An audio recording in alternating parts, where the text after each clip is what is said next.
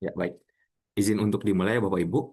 Assalamualaikum warahmatullahi wabarakatuh. Selamat pagi, salam sejahtera untuk kita semua. Om Swastiastu, Namo Buddhaya, dan salam kebajikan. Pertama-tama saya ingin menyampaikan rasa hormat dan terima kasih kepada yang pertama Bapak Dr. Randy Teguh, selaku Ketua Umum HIPLKI. Yang kedua Bapak Dr. Gigi Heru Cahyadi, selaku Ketua Bidang Ekosistem Pendukung. Selanjutnya dari narasumber Bapak Agung Nugroho WSH SOS MM. Dan kemudian Ibu Ratnani Jarum selaku Subbidang Hukum HIPLKI juga sebagai narasumber. Dan yang terakhir kepada Bapak Agus Gunadi selaku moderator. Serta seluruh hadirin yang telah hadir pada hari ini. Oh, dan izinnya ada Ketua Umum dari Aspaki Bapak Imam Subagio. Terima kasih sudah saya hadir Pak. Ya, ya. Puji syukur kita panjatkan kehadirat Allah Tuhan Yang Maha Esa karena berkat rahmatnya kita masih bisa berkumpul pada hari ini untuk hadir pada acara training legal Foreign Legal Contract Drafting. Sebelumnya izinkan saya memperkenalkan diri, saya Adit yang akan menjadi MC pembukaan pada hari ini. Selanjutnya akan membacakan gambaran rundown pada hari ini. Yang pertama pembukaan, yang dilanjutkan oleh doa, kemudian sambutan dari Ketua Umum HIPLKI yang pada hari ini akan diwakili oleh Bapak Heru Cahyadi, yang kemudian paparan dari narasumber, sesi tanya jawab, dan yang terakhir oleh penutup. Sesuai dengan rundown yang telah dibacakan, marilah kita menundukkan kepala sejenak untuk berdoa agar acara pada hari ini diberikan kelancaran, kesuksesan, serta semoga apa yang kita dapatkan dapat bermanfaat dan menambah wawasan kita semua. Berdoa menurut agama dan kepercayaan masing-masing, berdoa dimulai.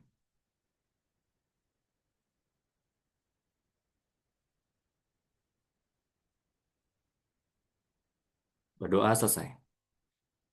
Ya. Selanjutnya, marilah kita mendengarkan sambutan dari Bapak Heru Cahyadi selaku Ketua Bidang Ekosistem Pendukung yang mewakili Ketua Umum HIPLKI pada hari ini.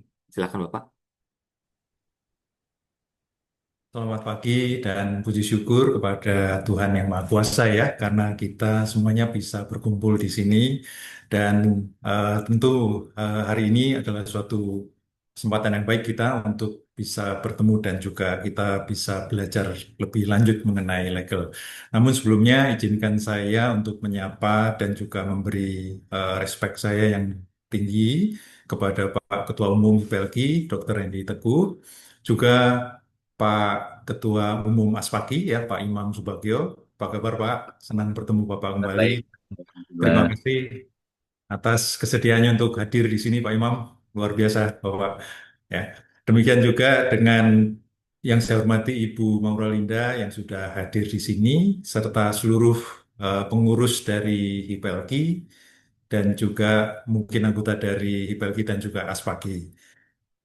Kembali saya mengucapkan terima kasih atas kesempatan yang diberikan pada saya pada pagi hari ini dan tentu kita memuji dan mengucap syukur pada Tuhan ya karena semuanya kita diberikan kesehatan yang baik sehingga pagi hari ini semoga kita juga bisa belajar dengan baik lagi untuk lebih menambah wawasan kita tentang legal dan juga bagaimana kita kontrak drafting.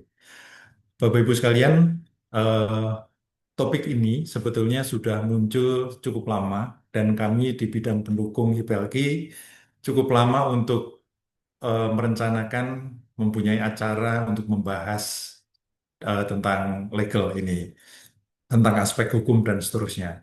Dan yang kalau kita perhatikan, aspek hukum ini mau nggak mau kita harus sadari begitu luas sekali dan juga kita yang rata-rata awam ya tentang hukum itu merasa bahwa kita ada gap untuk bisa memahaminya. Karena tentu ya kita membaca perjanjian pun kadang-kadang ya mohon maaf kita pun juga tidak paham ini sebetulnya arah mengikatnya kemana dan tanggung jawabnya kemana.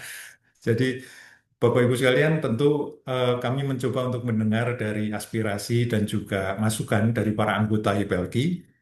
Bagaimana kalau kita bisa mengadakan sebuah acara yang bisa kita diskusikan bersama-sama dari kita untuk kita, saling berbagi dan juga kita mendengarkan dari para narasumber yang kita yakini lah beliau-beliau ini juga ahli dan juga ingin berbagi serta untuk memajukan kita bersama gitu ya. Untuk itu saya mengucapkan terima kasih yang sebesar-besarnya kepada Bapak Agung Nugroho dan Ibu Ratna Ninung Jarum ya untuk sebagai narasumber di acara kita pada pagi hari ini.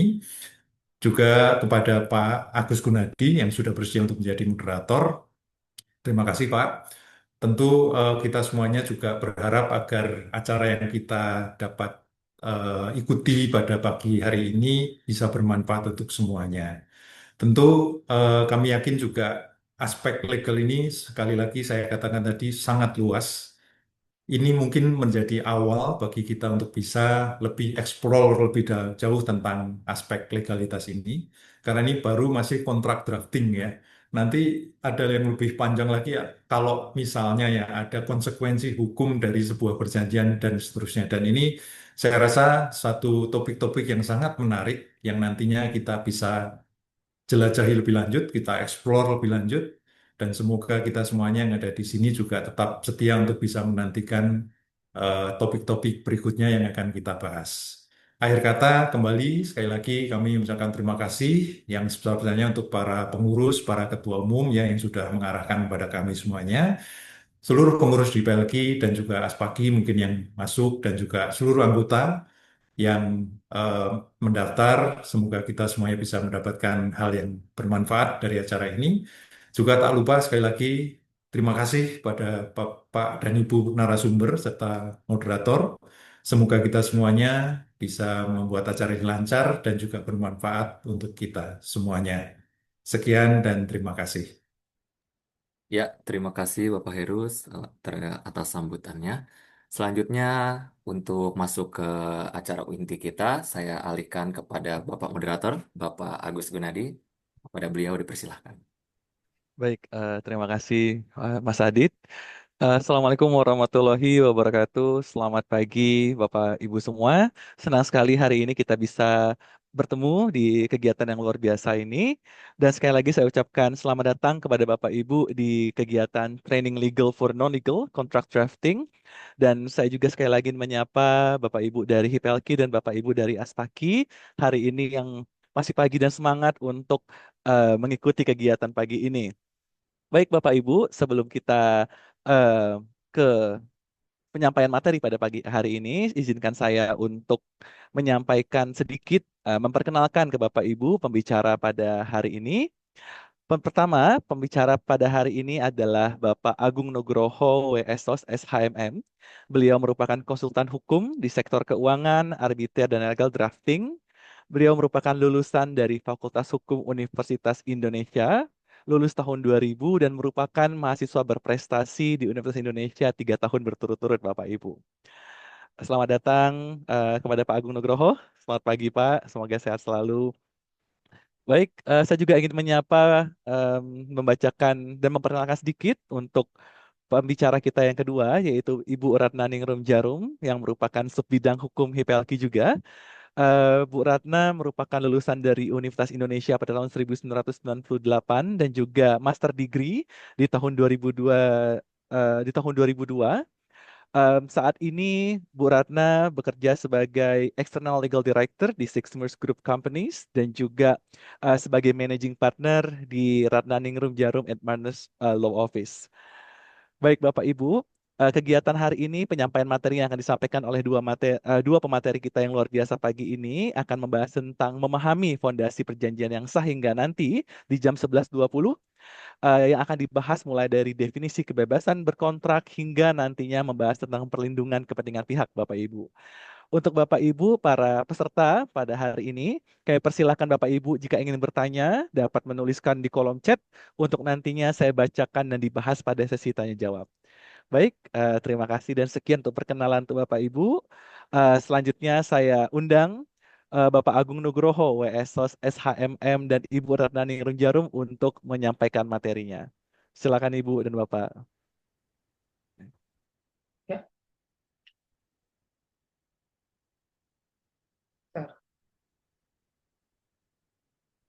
oke, Assalamualaikum warahmatullahi wabarakatuh. Suara saya jelas? Jelas, Pak? Jelas sekali. Oke, Baik. kita mulai ya. Memahami fondasi perjanjian yang sah. Ini pesertanya tidak ada yang fakultas hukum ya, lulusan fakultas hukum. Jadi, kita mulai dengan teori sejenak, kemudian beralih ke perjanjian yang sebenarnya. Di sini kita bisa melihat bahwa kontrak itu sesuatu yang real. Sesuatu yang real yang nyata dalam kehidupan sehari-hari dalam berusaha, sehingga memahami kontrak merupakan keterampilan yang dibutuhkan. Oke, next slide. Next. Nah, ini mulai dari sejarahnya dulu nih. Kita masih ada pengakuan terhadap hukum adat, kemudian di era kolonial Belanda, hukum yang masih kita pakai. Di sini ada Burgerlijk Wetboek, untuk perdatanya masih berlaku. Untuk pidananya, kita mempunyai produk yang baru. Nah, di tahun 1980-an, kita menjalin kerjasama dengan IMF. Nah, IMF itu menekankan perlunya undang-undang tertentu dikeluarkan. Akhirnya muncullah Undang-Undang Perlindungan Konsumen, kemudian penanaman modal asing. Nah, disinilah kita mulai memperbarui, memasuki dunia yang lebih modern. Oke, next slide. Definisi formal menurut KUH Perdata pasal 1313, persetujuan yang mengikat satu orang atau lebih terhadap satu orang atau lebih. Jadi namanya perjanjian itu bisa satu pihak ke satu pihak ke multi pihak. Kemudian berdasarkan kesepakatan, konsensus, tidak ada paksaan. Dua belah pihak atau lebih tanpa paksaan atau kekhilafan. Kemudian ada janji mengikat. Satu mengikat melakukan prestasi dengan kesadaran hukum dan konsekuensinya. Satu lagi mengikat mengenai pembayaran terhadap prestasi tersebut. Kemudian ada hak kewajiban yang timbal balik. Seperti ada yang menjual, ada yang membeli, ada spesifikasi barang, ada pengantaran barang tersebut, serah terima, dan ada pembayaran. Jadi hak dan kewajibannya tuh timbal balik. Pertimbangan hukum, adanya sebab yang sah dan halal bagi kontrak sesuatu sesuai dengan hukum yang berlaku. Jadi tidak ada kontrak yang berlaku dan melanggar undang-undang. Itu tidak boleh, karena ada sebab yang halal. Next slide. Perbedaan antara kontrak dan bentuk perjanjian lain. Kontrak, perjanjian hukum mengikat, berlaku sebagai undang-undang untuk para pihak yang menandatanganinya. Jadi hanya para pihak yang menandatangani di kontrak tersebut yang terikat secara hukum. Di luar tersebut tidak terikat. Kalau mau diikat, perlu diikatkan lagi dengan undang-undang yang lainnya atau adendum. Kemudian penyelesaian melalui pengadilan atau arbitrase. Ini pilihan, tidak boleh dua-duanya. Kita milih pakai pengadilan atau pakai arbitrase. Kalau di Indonesia itu arbitrasenya bani. Memenuhi syarat formal dan substansial yang ketat. Di sini juga memberikan perlindungan hukum kepada pihak yang dirugikan. Contohnya antara jual beli nih, umpamanya jual beli alat kesehatan. Kedua belah pihak itu bisa dirugikan.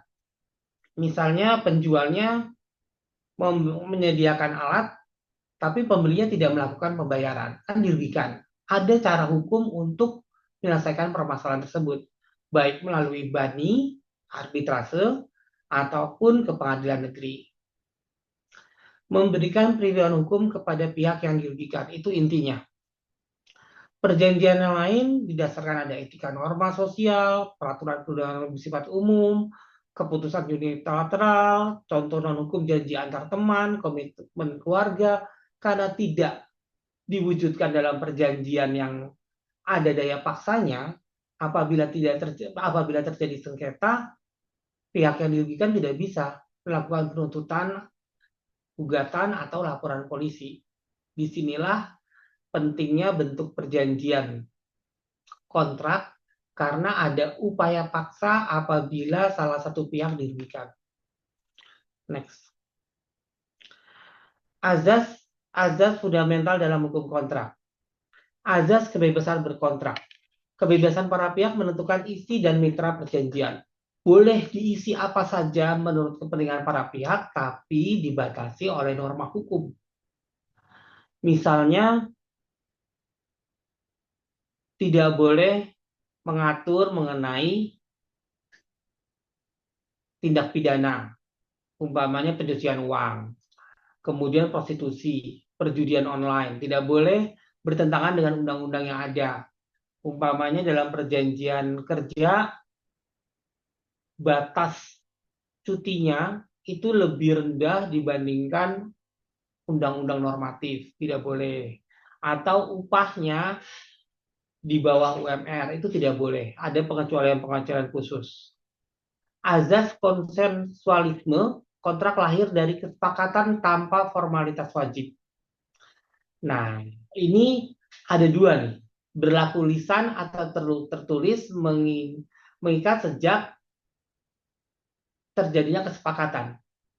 Mengapa kita membuat kontrak tertulis? Karena kontrak tertulis itu lebih mudah dibuktikan dibandingkan kontrak secara lisan. Apakah lisan juga bisa mengikat? Bisa mengikat, tapi rumit untuk pembuktiannya. Kalau perdata itu semuanya formalitas, semua yang tertulis dijadikan bukti. Apabila lisan diperlukan pembuktian lebih lanjut, ada rekaman lah, ada saksi, jadi lebih complicated, lebih baik kita fokus kepada kontrak yang tertulis. Azas itikat baik, pelaksanaan kontrak dengan itikat baik dan jujur itu paling penting. Kalau counterpart kita tidak jujur, sebagus apapun kontrak akan berakhir menjadi sengketa.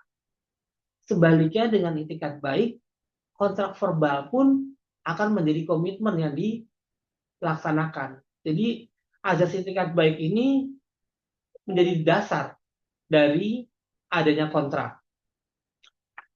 Fakta sunt servanda, kontrak sah mengikat bak undang-undang. Jadi mempunyai daya paksa kepada para pihak untuk melaksanakan isi kontrak sesuai dengan komitmen yang tertulis. Tidak dapat dibatalkan, tidak dapat dirubah secara sepihak. Harus persetujuan kedua belah pihak lagi untuk membatalkan atau merubah salah satu isi kontrak. Oke. Kita sekarang membahas mengenai kebebasan berkontrak, pengertian dan batasannya. Definisi hak fundamental untuk membuat perjanjian sesuai kehendak. Batasannya ada peraturan perundang-undangan. Kita boleh menyimpang tapi tidak boleh bertolak belakang. Misalnya di Undang-Undang Tenaga Kerja, UMR di Jakarta itu 4,9 juta. Kita boleh menyimpang, boleh karyawan terendah di perusahaan ini lebih besar daripada 4,9, tapi tidak boleh lebih rendah. Itu contohnya. Contoh pembatasan kegiatan terorisme, prostitusi, pelanggaran undang-undang tenaga kerjaan, atau judi online itu suatu contoh pembatalan perjanjian karena sebab yang tidak halal. Kesimpulan, kebebasan berkontrak itu masih dibatasi oleh norma-norma dan hukum lain. Jadi kalau kita mau buat perjanjian tenaga kerja, kita harus referensinya tuh ke peraturan perusahaan, kemudian tidak bertentangan dengan surat keputusan direksi, kemudian tidak bertentangan dengan Undang-Undang Tenaga Kerja. Seperti itu. Berikut peraturan di bawahnya. Jadi kita bebas berkontrak, tapi dibatasi oleh norma hukum yang ada dan mengikat sebelumnya. Next. Batasan hukum ketertiban umum dan kesusilaan ini saya sudah jelas ya, menurut saya. Jadi kita tidak boleh membuat kontrak yang melanggar dari ketertiban umum dan kesusilaan. Bahannya itu bisa di-share ke para peserta.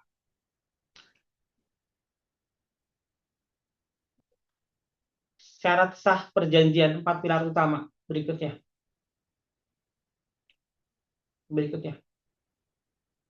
Syarat sah perjanjian 4 pilar utama. Pertama, kesepakatan para pihak dituangkan dalam tanda tangan. Jadi tanda tangan mohon jangan berubah-ubah, ada kopi perusahaan master dari tanda tangan direksi, kemudian kecakapan hukum para pihak, kemampuan hukum untuk membuat kontrak yang mengikat. Itu bisa di atas 21 tahun, kemudian apabila mewakilkan koperasi, perusahaan, yayasan, atau perusahaan, dilihat lagi anggaran dasarnya. Siapa yang berhak mengikat perusahaan kepada pihak ketiga.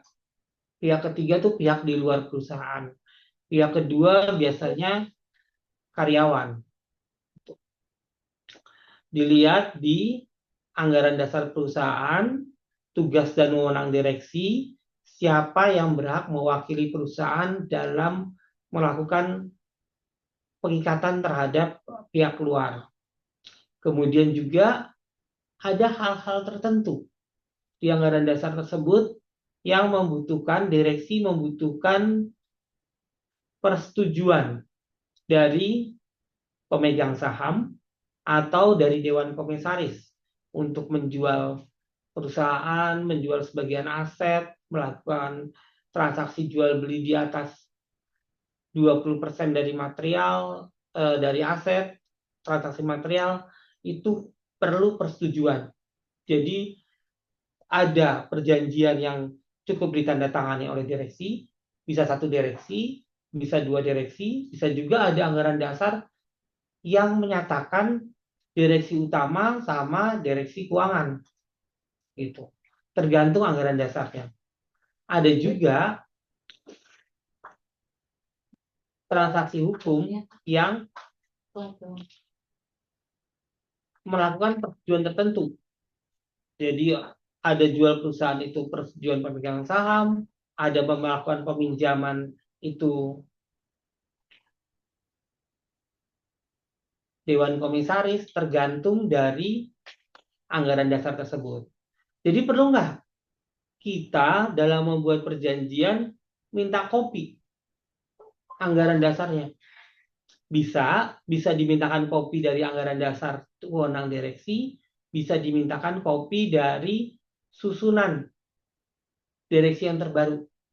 Jadi kita berhak meminta. Gitu. Ada lagi pasal jaminan. Di perjanjian nanti kita tunjukkan pasal jaminan. Pasal jaminan bahwa orang yang menandatangani dalam perjanjian itu adalah orang yang sah. Apabila tidak sah, perjanjian dianggap batal. Hal tertentu, objek kontrak. Kontrak itu harus jelas spesifik objek tertentunya. Objek tertentunya bisa spesifik barang, bisa juga waktu dan harga. Jadi dalam membuat kontrak drafting itu ada 3 piramid. Pertama adalah waktu, kedua adalah spesifikasi barang, ketiga adalah harga. Itu 3 hal yang perlu dinegosiasikan. Ini termasuk bisnis term, jargon bisnis bukan jargon hukum. Hal tertentu itu ada 3, mengenai waktu, mengenai harga, dan mengenai spesifikasi barang. Sebab yang halal, tujuan kontrak harus sah menurut hukum dan kesusilaan. Dibuat lagi nih, kita jual beli alat medis. di jual beli alat medis itu kita buat kontrak mengenai jual beli bahan peledak. Itu tidak bisa, batal demi hukum otomatis. Oke. Semua 4 syarat harus dipenuhi agar kontrak sah. Nih, kita sekarang beralih ke kontrak. Perjanjiannya dulu. Tolong di share screen.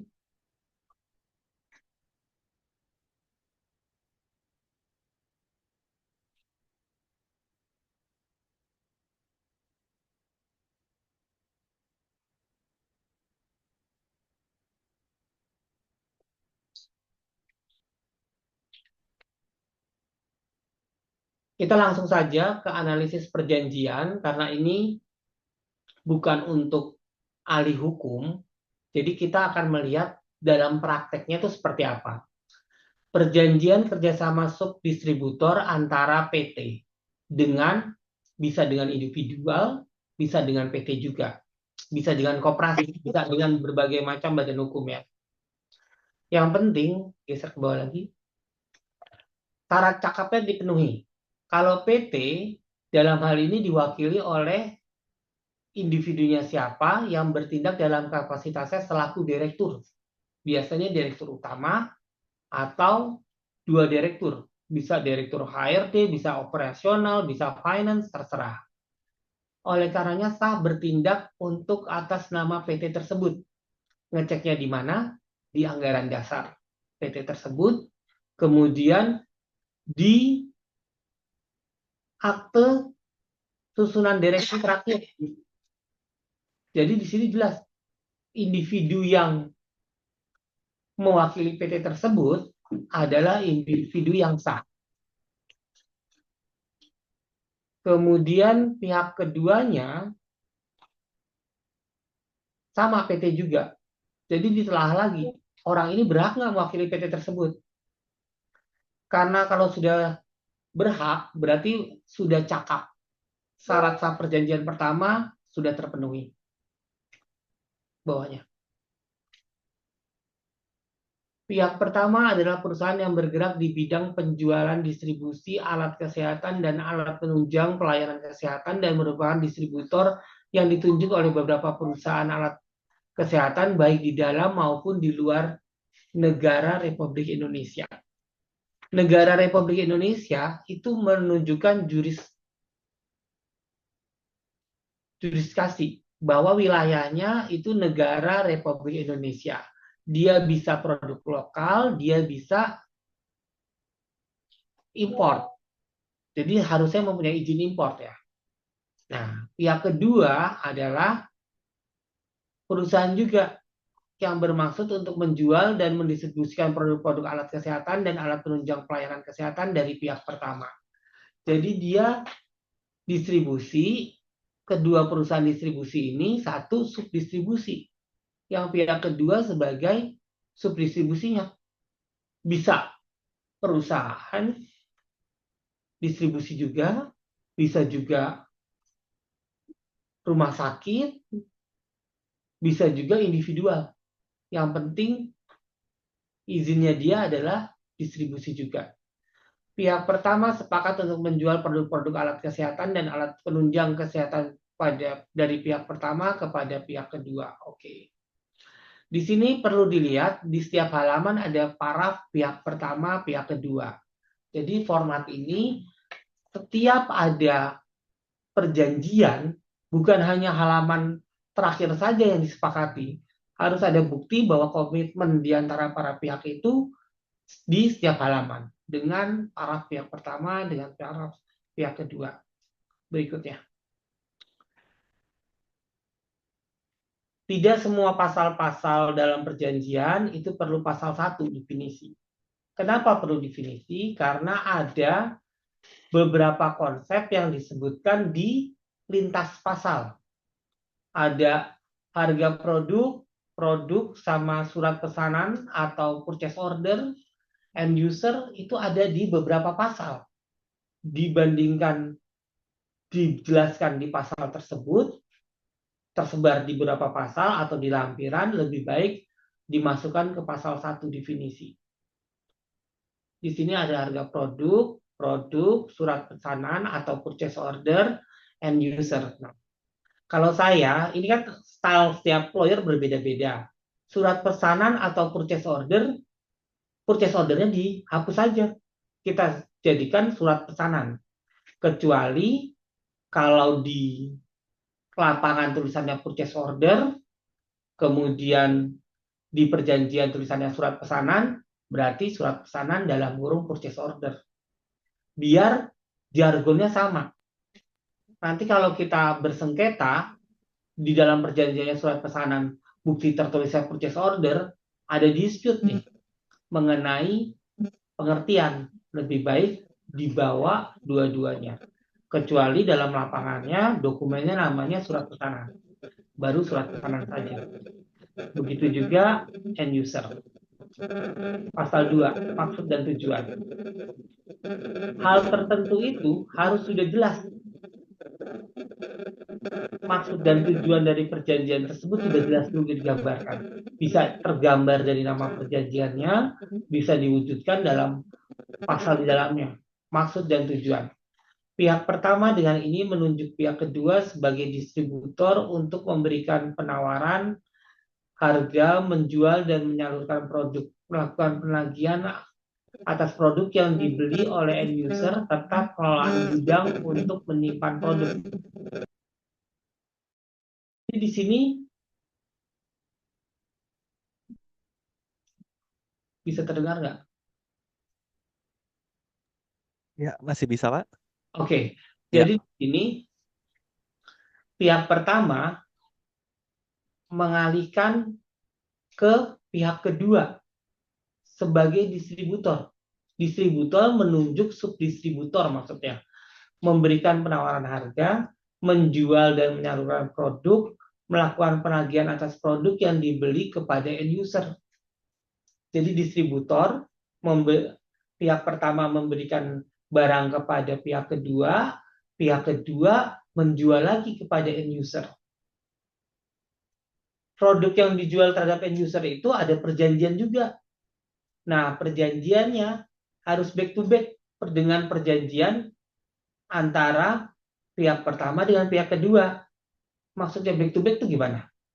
Maksudnya apabila pihak pertama melakukan invoicing 45 hari setelah serah terima, berarti pihak kedua ini melakukan invoicing kepada end user, jangka waktunya harus kurang dari 45 hari. Biar 45 hari itu terpenuhi. Mengerti kan maksud saya? Jadi back to back itu tidak harus bersama 45 hari kemudian ke end usernya juga 45 hari supaya ada gap yang membuat pihak kedua selamat melakukan pembayaran kepada pihak pertama. Penagihan kepada end user itu harus lebih cepat dari 45 hari, 30 hari, ada 15 hari waktu spare apabila end user melakukan keterlambatan. Jadi pihak pertama tetap dibayar tepat waktu. Itu sepertinya. Nah, dalam membentuk waktu ini, kita harus membuat garis timeline tersendiri. Jadi setiap perjanjian itu ada jalur barang sama jalur pembayaran. Jalur barang diserah terima sama jalur pembayaran itu harus sesuai. Tidak tumpang tindih. Umpamanya si end usernya baru dibayar 45 hari. Kemudian pihak pertama sama pihak kedua 45 hari juga. Ada kesamaan timeline sehingga apabila pihak kedua memberi invoicing-nya terlambat seminggu atau sehari kepada end user, sebelum end user membayar, pihak kedua harus sudah membayar dulu kepada pihak pertama. Jadi cash flow-nya nggak sejalan gitu, nggak aligning. Pihak pertama akan menjual produk kepada pihak kedua dan pihak kedua bersedia membeli produk pada dari pihak pertama. Ini masih bolak-balik aja waktu dan tujuannya. Perjanjian ini dasarnya adalah jual beli. Ada penjual, ada pembeli, menjadi complicated karena pembeli pertama akan menjual lagi ke end user. Seperti itu. Oke. Next. Hak dan kewajiban pihak pertama. Nah, isi dari perjanjian itu kan hak dan kewajiban, baik pihak pertama sama pihak kedua. Makanya saya tidak setuju nih ada pasal hak dan kewajiban pihak pertama. Jadinya pasal-pasal 4, pasal 5, pasal 6 berikutnya seakan-akan tidak mengandung hak dan kewajiban pihak pertama. Jadi lebih baik wording pasalnya kita rubah sesuai tahapan saja.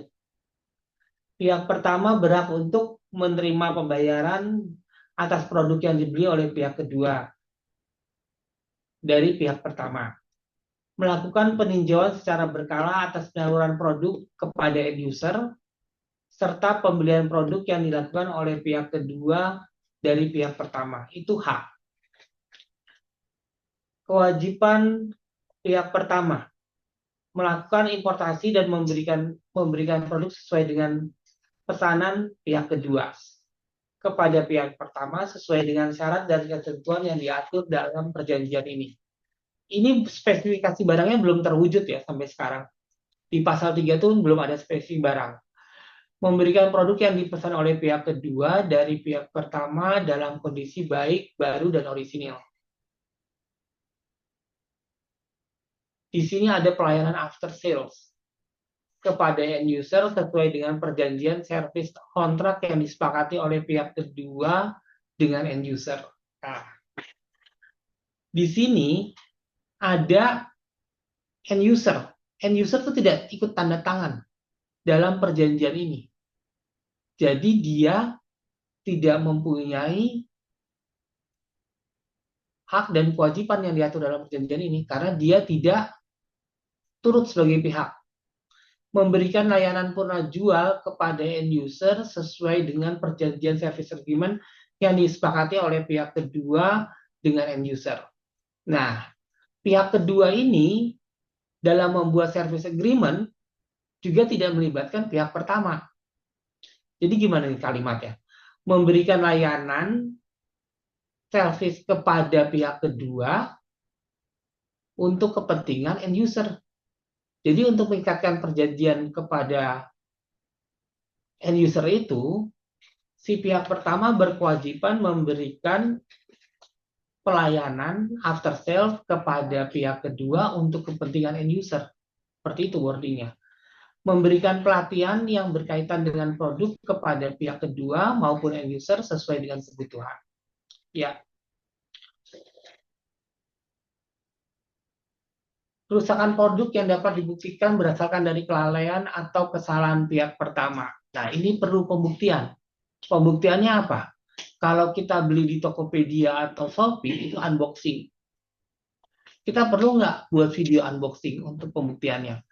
Kekurangan produk dalam kemasan atau kelalaian maupun keliruan kemasan yang dapat dibuktikan berasal dari kelalaian kesalahan pihak pertama.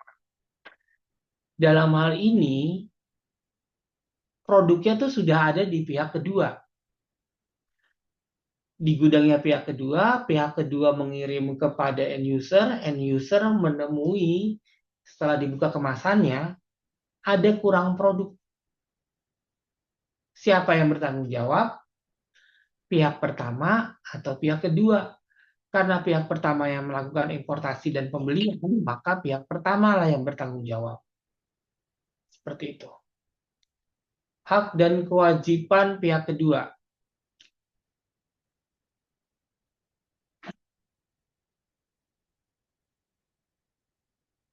Menjual kembali produk yang dibeli pihak kedua dari pihak pertama kepada user, melakukan pengecekan atas kualitas produk pada saat diterima oleh pihak kedua dan pihak pertama. Nah, pihak kedua berhak melakukan pengecekan atas kualitas produk pada saat diterima oleh pihak kedua dari pihak pertama. Ini berhak atau kewajiban? Kalau pihak kedua berhak, berarti dia tidak perlu melakukannya. terserah dia. Kadang-kadang perlu, kadang-kadang tidak. Kalau pihak kedua berkewajiban, maka dijadikan SOP berita serah terima. Kalau sudah terjadi berita serah terima, ada SOP-nya sesuai dengan spesifikasi, maka apabila di end user produknya tidak lengkap, menjadi tanggung jawab pihak kedua. Disinilah pengalihan tanggung jawabnya. Adanya berita acara serah terima, pencocokan spesifikasi barang, ada satu barang besar, ada berapa item, dicek satu persatu, kemudian diterima oleh pihak kedua. Berarti apabila pihak kedua melakukan pengiriman kepada end user, dicek sama end usernya bersama pihak kedua, ada yang hilang, tanggung jawab pihak kedua. Memberikan dukungan kepada pihak ketiga lainnya yang akan membeli produk dari pihak kedua dalam hal tersebut dalam suatu tender. Nah, mendapatkan pelatihan yang berkaitan dengan produk kepada pihak kedua maupun end user sesuai dengan kebutuhan. Itu berhak ya. Wajib.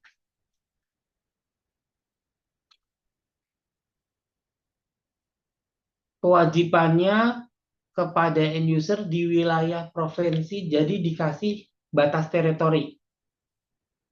Di sini namanya distribusi, ada batas teritori, ada batas servisnya juga. Saya pernah punya klien servis helikopter, dia membatasi teritorinya itu di Indonesia. Ada helikopter rusak di Singapura, bukan tanggung jawab dia.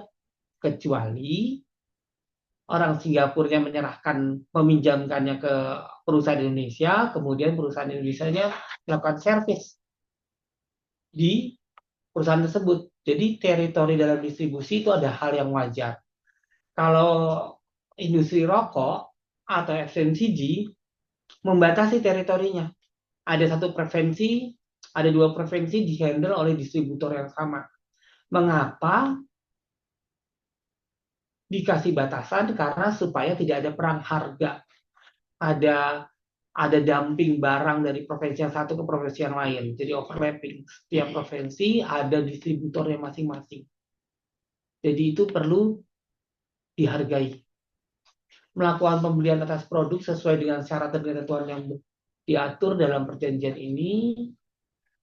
Pihak kedua melakukan promosi pemasaran produk termasuk akan tetapi tidak terbatas pada penyediaan tenaga pemasaran.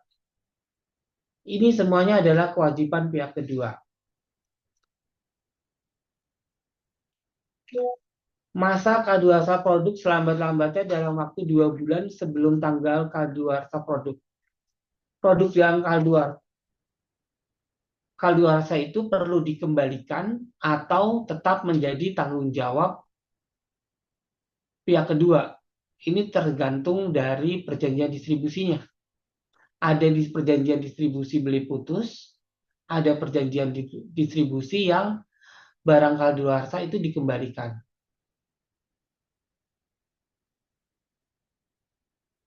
Oke.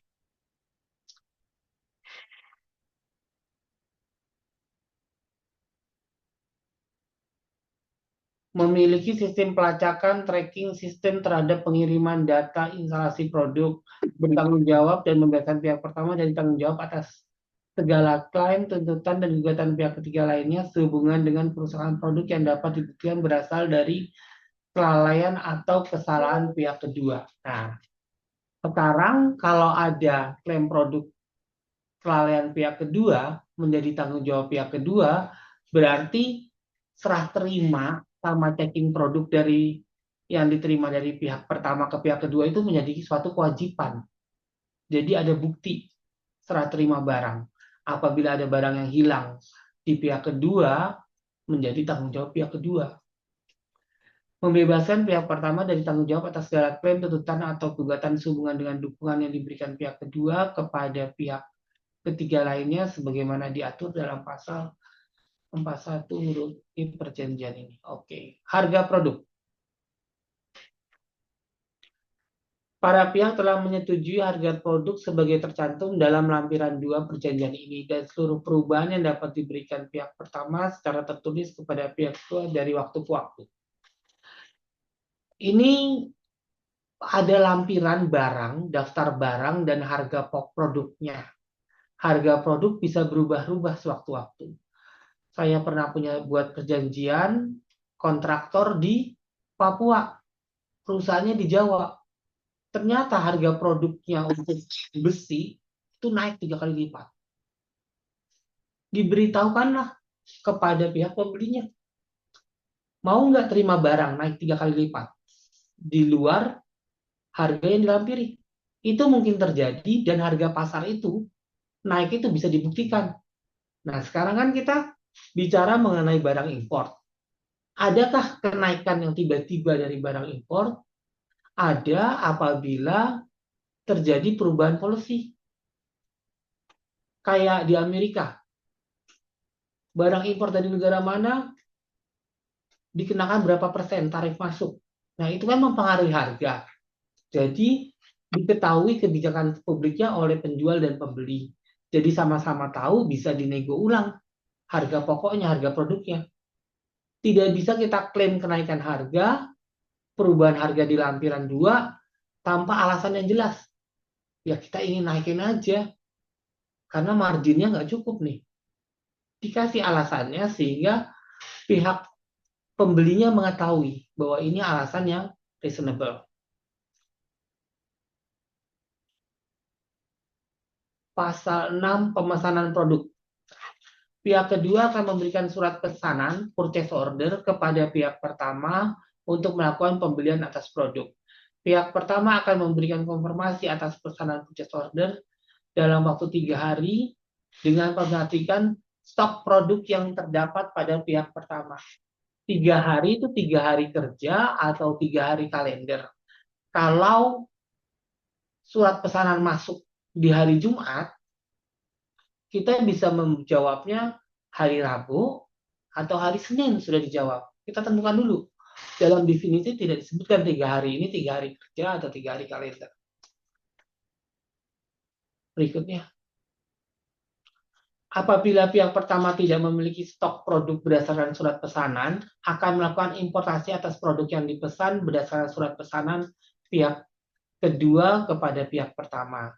Jangka waktu importasi yang dilakukan oleh pihak pertama pada pasal 6.3 perjanjian itu menyesuaikan dengan ketersediaan dan karakteristik produk. Jadi tidak ada importasi dalam waktu 3 bulan. Tidak ada. Jadi tergantung jawaban dari pihak pertama nih. Penyerahan produk.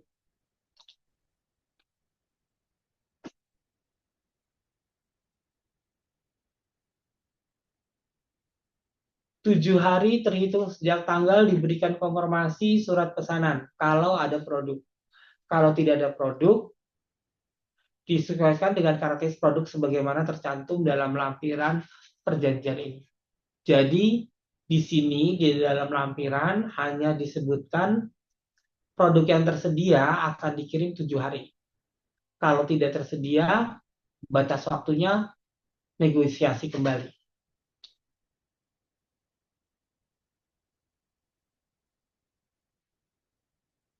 Stop.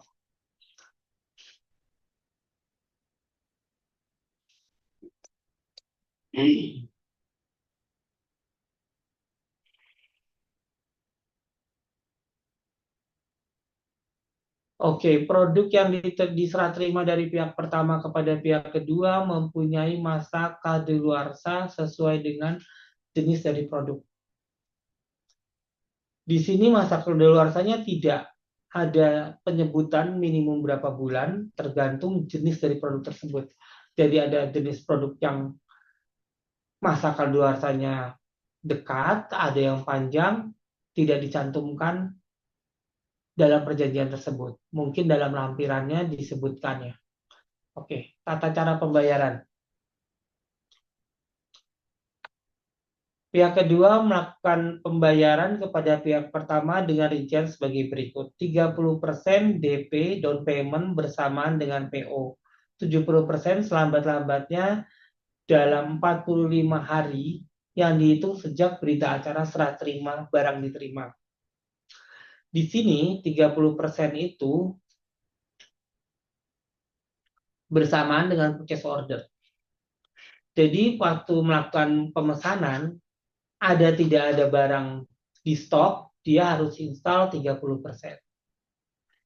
Kemudian 7 hari diterima barangnya. Apabila barangnya perlu diimpor, pihak pertama memberitahu, kemudian disuruh diberikan batasan waktu kapan barangnya, 30%. 70% selambat-lambatnya berita acara serah terima barang diterima. Berita acara serah terima barang diterima itu bukan invoice. Jadi belum ada penagihan. 45 hari kerja dihitung sejak berita acara serah terima barang. Masih perlu invoice nggak? Kalau saya, berita acara serah terima barang diiringi invoice saja, biar double. Berita acara serah terima diterima, invoice juga diterima. Apabila terjadi keterlambatan pembayaran terhadap ketentuan yang dimaksud, akan dikenakan denda 0,1% per hari dari nilai faktur dengan denda keterlambatan maksimum sebesar 5%. Jadi di sini ada denda keterlambatan yang disetujui per hari ya. Terhitungnya dari mana? Sejak diterimanya berita acara serah terima barang. 45 hari lewat dari 45 hari, mulailah dihitung. Gitu. Jadi di sini tidak ada penagihan invoice, berarti yang menjadi patokan adalah berita acara serah terima barang. Selama pihak kedua belum melunasi keterlambatan pembayaran tersebut, maka pihak pertama berhak menghentikan penjualan atau pengiriman produk kepada pihak kedua. Maksudnya apa? Sudah ada barang yang mau dikirim kepada pihak kedua, tapi dihentikan dulu. Kalau penghentian barangnya itu berisiko nggak? Berisiko karena pembayaran berikutnya itu dimulai dari 45 hari setelah barang diterima. Kalau barang yang nggak diterima-terima, ada risiko penundakan pembayaran sebelumnya. Tapi risiko ini lebih rendah dibandingkan udah gagal bayar di pembelian yang current, gagal bayar lagi di pembelian berikutnya.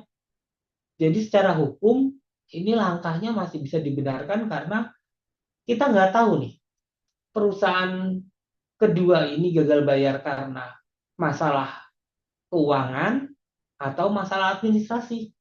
Kalau masalah keuangan, pembelian berikutnya itu kita cut, nggak apa-apa, kita bisa jual ke pihak lain. Tapi kita masih menyimpan barangnya. Apabila barangnya telah diserahkan kepada pihak kedua, dia tidak melakukan pembayaran lagi, kita rugi di dua transaksi. Jadi kita mencoba menyelamatkan transaksi berikutnya apabila pihak kedua tidak melakukan pembayaran pada transaksi yang sedang terjadi. Gitu. Pembayaran dilakukan secara pemindah bukuan pihak kedua kepada pihak pertama dengan rincian sebagai berikut.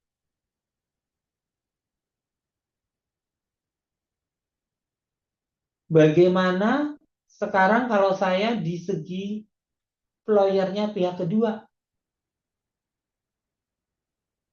Barang terlambat diantarkan. Jadi ada 7 hari kalau ada stok barang. Lewat dari stok barang yang nggak ada, bisa dimasukkan ke negosiasi berapa lama lagi barang itu muncul. Apabila pihak kedua mengantar lebih lewat dari waktu yang ditentukan, ada denda juga nggak? Di sini tidak ada denda keterlambatan dalam delivery barang. Adanya denda keterlambatan dalam pembayaran. Fair nggak ini perjanjian? Menurut saya, perjanjian itu harus resiprokal. Harus kedua belah pihak menikmati hal yang sama. Apabila ada keterlambatan pembayaran, seharusnya ada keterlambatan delivery barang. Tapi karena di sini lawyernya tidak meminta, ya tidak ada di sini. Oke. Kalau ada keterlambatan delivery barang, berarti ada uang masuk ke rekening pihak kedua. Jadi bukan rekening pihak pertama saja yang disebutkan. Rekening pihak kedua juga disebutkan. Pasal 9. Keadaan memaksa atau force majeure.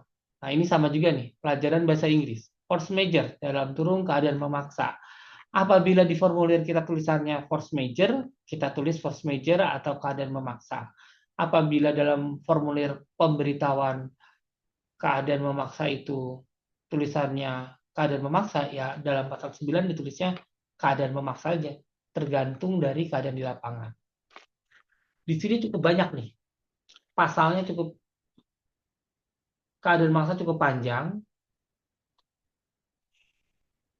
Semua hal di luar kendali dari pihak pertama itu dianggap force majeure.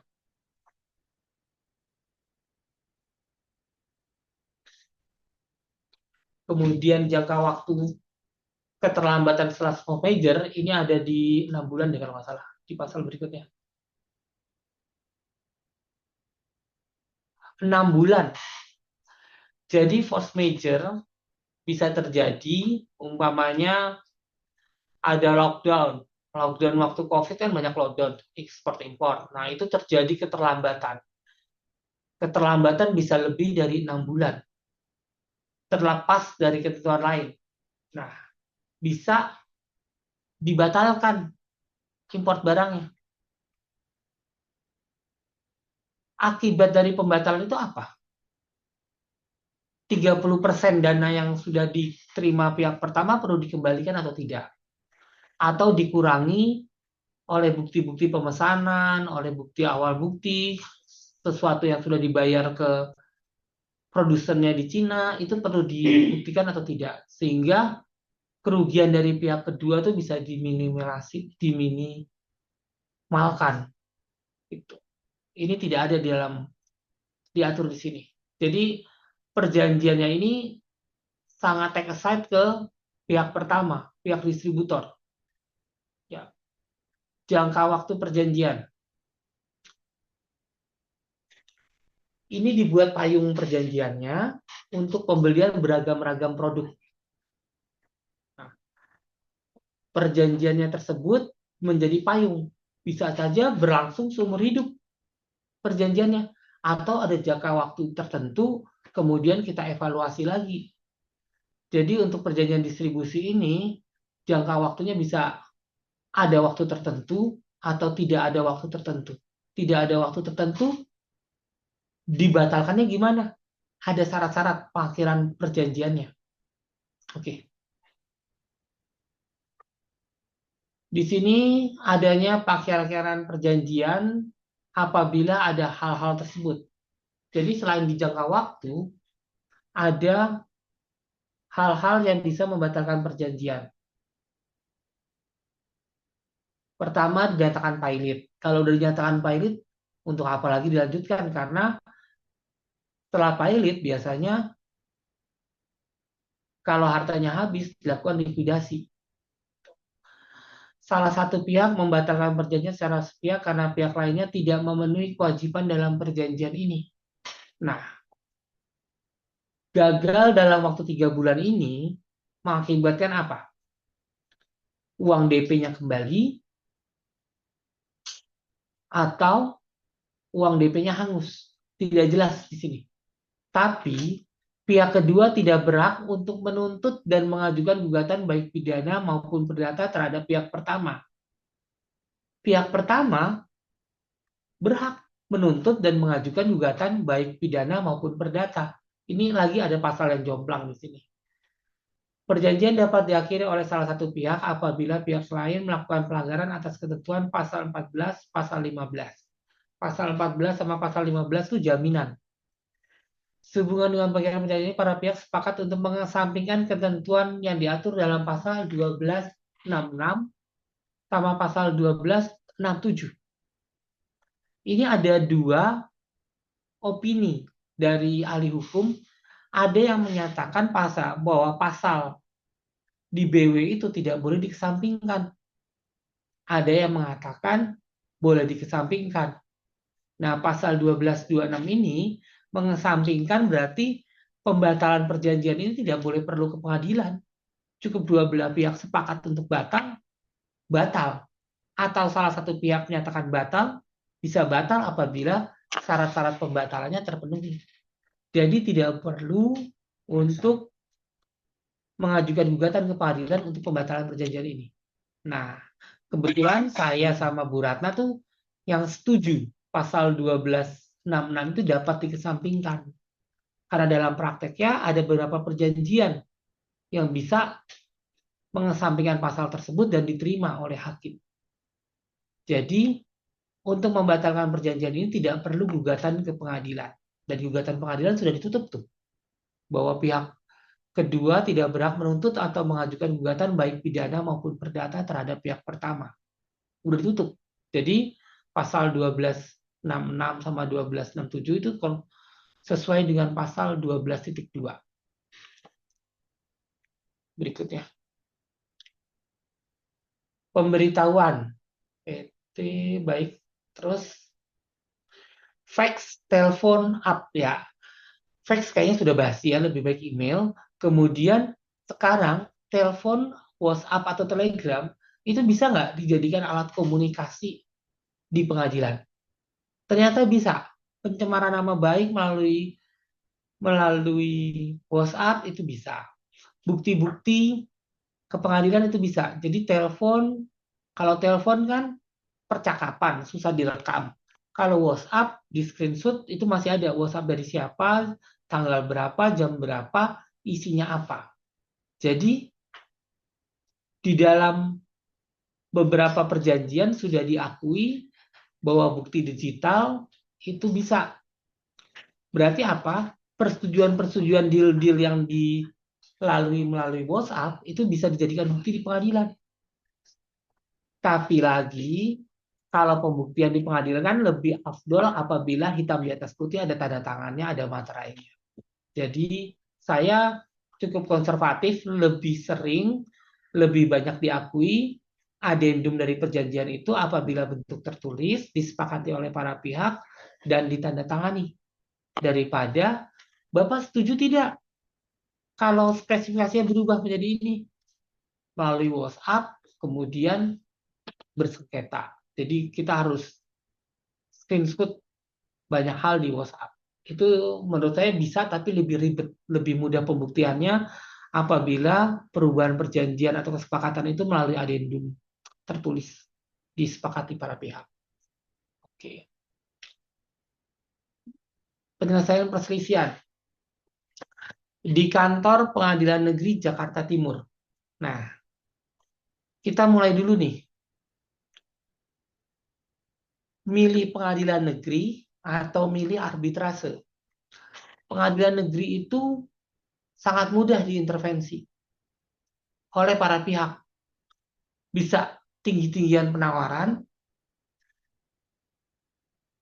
bisa dulu-duluan masuk. Itu bisa terjadi di pengadilan negeri. Kalau di BANI, karena lembaganya kredibel dan arbiternya juga terseleksi dengan baik, lebih sulit melakukan intervensi. Jadi kalau kita mau perang secara hukum dengan adil, menurut saya pilihannya adalah BANI. Tapi tidak ada intervensi. Dan biayanya lebih tinggi. Kalau ribut di pengadilan itu bayar perkara modalnya 2,5 juta, bayar lawyernya bisa lebih mahal dan bertingkat. Ada pengadilan negeri, ada pengadilan tinggi, ada Mahkamah Agung, ada PK, bisa 1,5 tahun ngurusin seperti itu. Kalau di BANI, maksimalnya sih 6 bulan teorinya. Kemudian di BANI juga, dokter bisa menjadi arbiter. Insinyur bisa menjadi arbiter.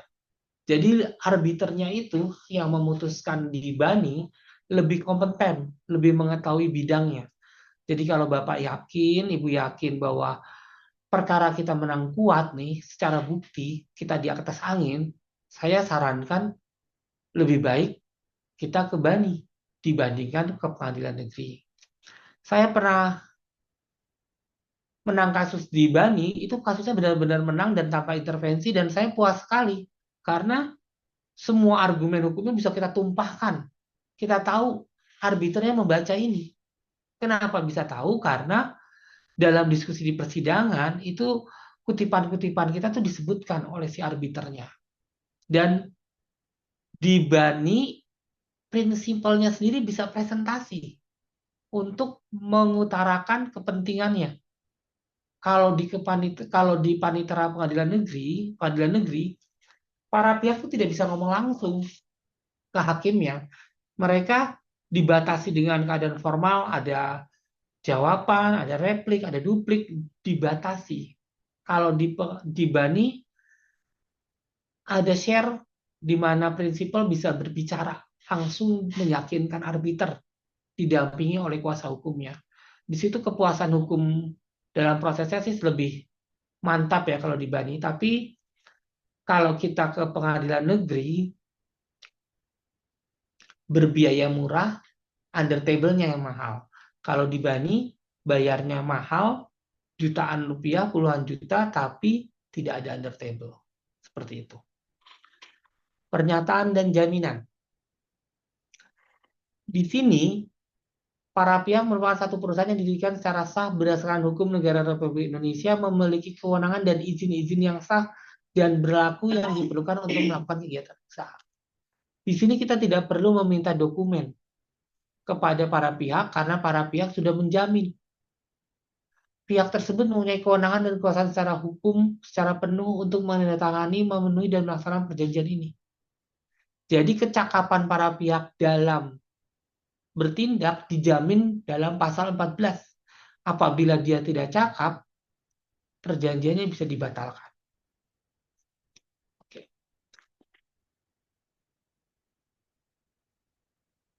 Pihak tersebut tidak memerlukan persetujuan pihak manapun untuk menandatangani, memenuhi, melaksanakan perjanjian ini. Nah, yang saya bilang di dalam anggaran dasar, ada beberapa tindakan yang memerlukan perizinan komisaris atau pemegang saham.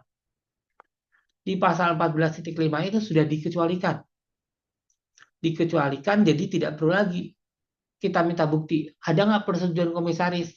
Ada nggak persetujuan pemegang saham? Karena tidak memerlukan persetujuan. Nah, 14.6 ini agak susah nih. Tidak ada tuntutan gugatan proses hukum yang sedang berlangsung terhadap pihak tersebut yang hasilnya dapat mempengaruhi secara material dan berdampak buruk terhadap ketentuan-ketentuan yang diatur dalam perjanjian ini. Kalau kita jadi perusahaan besar, tentunya ada saja ya namanya gugatan-gugatan, somasi-somasi yang datang ke perusahaan tersebut. Nah, apakah itu material? Material itu 20% dari total aset. Tentunya tidak material. Biasanya tidak material. Tapi perlu nggak pihak lain diberitahu adanya upaya-upaya hukum tersebut? Kalau kita berupa emiten ke OJK, itu wajib. Tapi kalau kita membuat perjanjian, itu tidak diwajibkan memberitahu kepada pihak lain bahwa kita sedang menangani suatu perkara. Karena perkara itu banyak, bisa sama konsumen, bisa sama produsen, bisa sama distributor, bisa sama karyawan, terlalu banyak untuk diminimalisir. Oke, 14.7.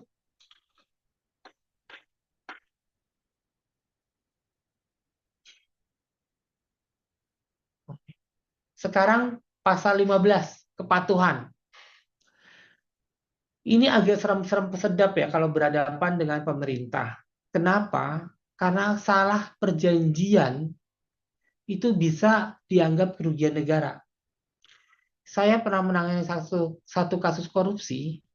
Salah satu tuduhan korupsinya adalah Bank Jasa Jakarta, Bank DKI tidak nyala ATM-nya secara serentak. dalam perjanjiannya disebutkan tanggal segini 1000 ATM itu akan bisa beroperasi.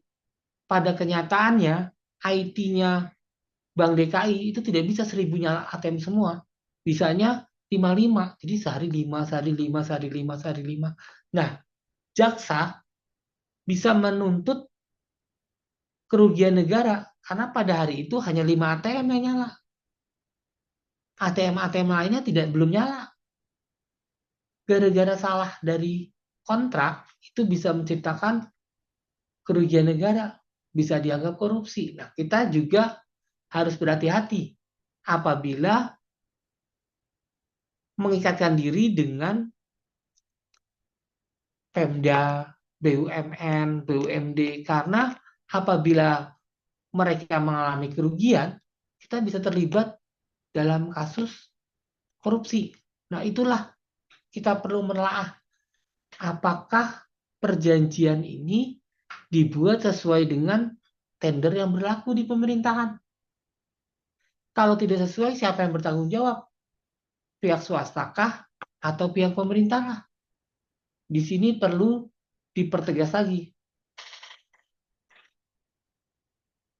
Jadi di sini pasal kepatuhan membuat kalau ada pelanggaran dalam kepatuhan tersebut, tanggung jawabnya pemerintah.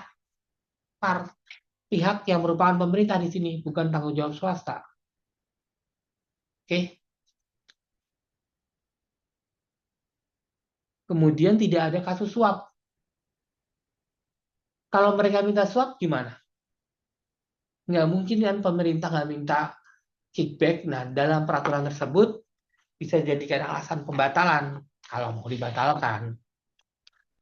Berikutnya,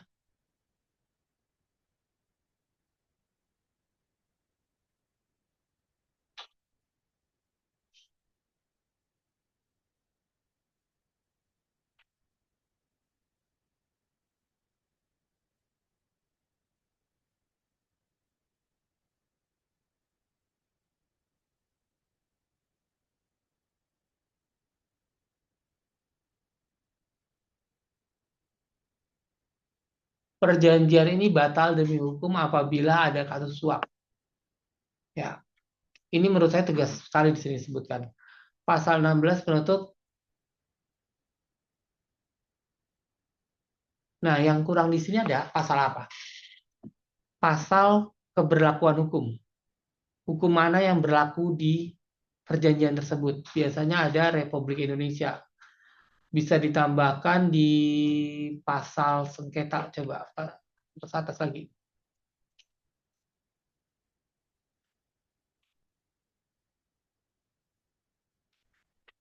Penyelesaian sengketa ya. Ya di 13.1 perjanjian ini terikat dalam hukum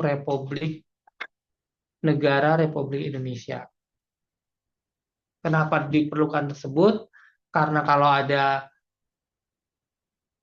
ekspor impor, ada yang berhubungan dengan pihak asing, wilayah hukumnya tetap di Indonesia dan hukumnya tetap digunakan adalah negara hukum dan ketentuan di negara Republik Kesatuan Indonesia.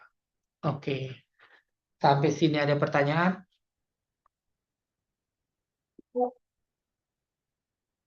Komentar. Baik, Bapak Ibu, dari Pak Agung apakah akan melanjutkan slide dulu Pak atau kita lanjut sesi tanya jawab? Ya. Sesi tanya jawab saja, Pak. Oh ya, baik, terima kasih. Baik Bapak Ibu, peserta hari ini apakah ada yang ingin didiskusikan atau ditanyakan? Tadi sudah ditampilkan juga contoh dari draft perjanjian kerjasama ya Bapak Ibu ya. Baik. Kalau di chat belum ada, apakah ada yang ingin tanyakan Bapak Ibu? Izin bertanya, Mas. Ya, silakan. Dengan siapa? Baik. Perkenalkan saya Listia. Mohon izin bertanya Ya, silakan Bu Listia. terkait penulisan hak dan kewajiban pihak pertama yang di draft tadi. Kan itu sepertinya ada komentar ya. Itu tadi baiknya seperti apa? Apakah digabung jadi satu pasal saja atau bagaimana? Kemudian saya sering melihat di beberapa perjanjian kontrak itu ada kata-kata yang penjabaran suatu tugas, kemudian disertakan kata-kata tetapi tidak terbatas pada. Nah, kata-kata itu sebenarnya fungsinya untuk apa? Apakah itu penting untuk dimasukkan ke dalam sebuah penjabaran atau itu hanya kayak formalitas saja? Seperti itu. Kemudian yang ketiga, mohon izin, untuk durasi penyelesaian konflik itu kan biasanya ada musyawarah dulu baru ke banding atau lembaga Baik. hukum pengadilan. Nah, itu apakah ada jangka waktunya yang bisa kita pertimbangkan atau bagaimana? Seperti itu. Terima kasih. Baik, terima kasih, Bu. Pak Agung, boleh Ya, langsung ditanggapi, Pak? Ya. ya, tolong share yang hak dan kewajiban pihak pertama di perjanjian.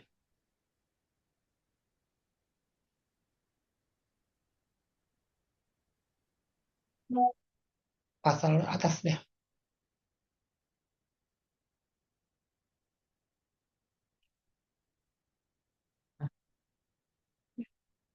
Ya, ya, saya kasih contoh aja langsung. Pihak pertama berhak untuk menerima pembayaran atas produk yang dibeli oleh pihak kedua dari pihak pertama.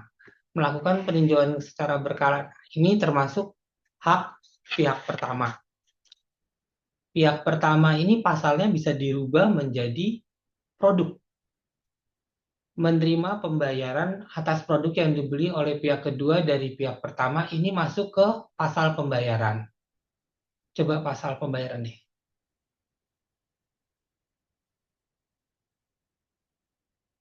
Nah, pemesanan produk, pembayaran ada di atas kali harga produk.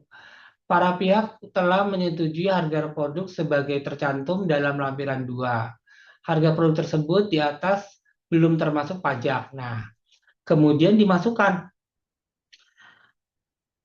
pihak pertama berhak mendapatkan pembayaran sesuai dengan harga produk yang dipesan oleh pihak kedua.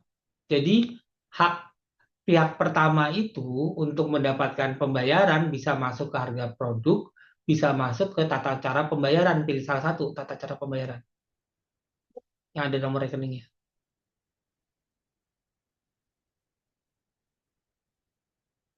Nah, bisa juga di sini. Tata cara para pihak sepakat bahwa tata cara pembayaran pihak kedua kepada pihak pertama adalah sebagai berikut. Para pihak sepakat, pihak pertama berhak untuk mendapatkan pembayaran sesuai dengan produk yang dipesan oleh pihak kedua. Contohnya seperti itu. Jadi bukan ada pasal mengenai hak dan kewajiban pihak pertama karena isinya perjanjian itu semuanya mengenai hak dan kewajiban. Mau kita masukkan ke pasal yang mana? Seperti itu contohnya. Hak dan kewajiban pihak kedua juga bisa dijabarkan dalam pasal-pasal yang telah ada atau ditambahkan pasal yang baru mengenai bidang apa di hak kewajibannya itu. Bisa dikasih contoh hak dan kewajiban pihak kedua?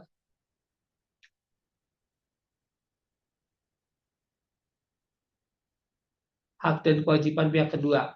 Menerima produk yang dibeli oleh pihak kedua dari pihak pertama sesuai jangka waktu yang disepakati para pihak berdasarkan perjanjian ini. Berarti dalam penerimaan produk, coba pasal penyerahan produk. Pemesanan produk, oke. Ada penyerahan produk nggak? Penyerahan produk. Nah, di sini pihak kedua berhak menerima produk sesuai dengan jangka waktu yang disepakati para pihak dalam perjanjian ini. Nah, masalahnya dalam perjanjian ini hanya 7 hari. Dihitung sejak tanggal diberikan konfirmasi surat pemesanan. Nah, kalau ada stok itu 7 hari. Kalau tidak ada stok akan ada pembicaraan lainnya. Jadi yang 7 hari ini hanya berlaku yang produk in stock, yang out of stock tidak dibahas. Jadi kewajiban pihak pertama masih berkurang di tanggal jangka waktu untuk produk yang out of stock, karena karakteristik dari produknya itu kan bisa bermacam-macam untuk ordernya. Ada yang sebulan, ada yang 3 bulan, tergantung keadaan pabrikan juga di wilayah importirnya seperti apa. Oke, disertakan tetapi tidak terbatas pada. Nah, ini kita ingin, namanya perjanjian kan spesifikasinya jelas. Tidak terbatas pada itu dijabarkan sebagian, sebagian lagi dibiarkan mengambang. Umpamanya, persetujuan ini telah memenuhi syarat dari anggaran dasar, kebijakan direksi, nah, dan tidak disebutkan lainnya, hanya disebutkan 2 saja. Lainnya dibebaskan karena kalau ditutup di kedua pihak, kedua hal yang telah disebutkan lagi, ternyata dalam praktek ada lagi hal yang lain. Jadi dia takut untuk membatasi. Jadi dikasih contoh 2 hal, tapi tidak terlepas ada hal-hal lain yang masuk di dalamnya. Nah, ini menurut saya membuat kontraknya menjadi ambigu kalau semuanya tidak terbatas pada, tidak terbatas pada. Jadi banyak hal yang tidak terungkap dalam kontrak tersebut. Lebih baik dibatasi pada hal apa saja. Kemudian dilewati hal tersebut ya tidak berlaku. Tapi masalahnya kita nggak tahu nih ke depannya ada hal-hal lain yang ternyata kita mau melingkupkan, kita takut itu akan menjadi perkara. Jadi bahasa hukumnya tidak terbatas pada. Untuk durasi musyawarah tergantung kesepakatan. Ada yang 5 hari kerja, ada yang sampai 1 bulan. Jadi tergantung dari industrinya. Apakah kebutuhan alat medis itu mendesak? Kalau mendesak, berarti dipersingkat musyawarahnya. Seminggu saja 5 hari kerja. Kalau enggak, kita bisa 1 bulan. Negosiasi terus. Tapi kan untuk negosiasi sudah ketahuan. Apabila salah satu pihak tidak beretikat baik, dia akan mencoba memperpanjang proses mediasinya. Sehingga mengulur waktu, sehingga pembayaran baru terjadi kapan, atau delivery barangnya terjadi kapan. Jadi kita bisa lihat feelingnya apabila pihak yang lain ternyata mengulur-ulur waktu, batas waktu musyawarah itu bisa menjadi alat yang baik untuk mencapai kepentingannya. Kalau enggak, kita batasi saja 5 hari kerja. Menurut saya, kalau keperluan medis itu sangat mendesak, batas waktu musyawarah kita persempit.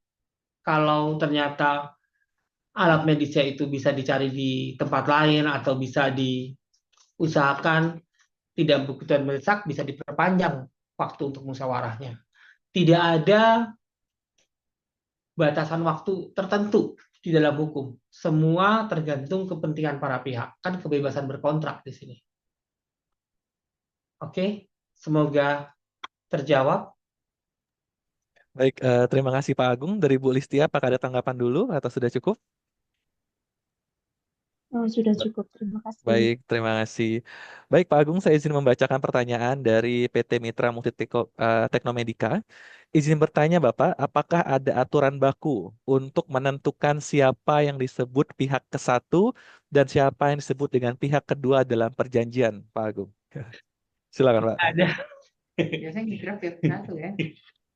Biasanya kita tuh yang ngedraft sebagai pihak pertama. Satu. Gitu. Yang ngedraft, baik Pak ya. Nah, tergantung nih yang ngedraft siapa, pembeli atau penjual, kan jual beli.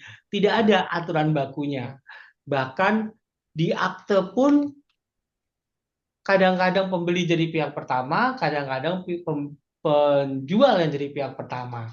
Gitu. Jadi tidak ada aturan bakunya, tapi mengapa kita menyebutnya pihak pertama sama pihak kedua, bukan penjual atau pembeli? Karena dalam perjanjian ini, namanya penjual tuh bisa, satu pihak bisa melakukan jual beli sama. Seperti yang pihak kedua di sini, dia melakukan jual lagi ke end user kan. Jadi kalau kita menyebutnya dia penjual, ini penjual yang pertama atau penjual yang kedua.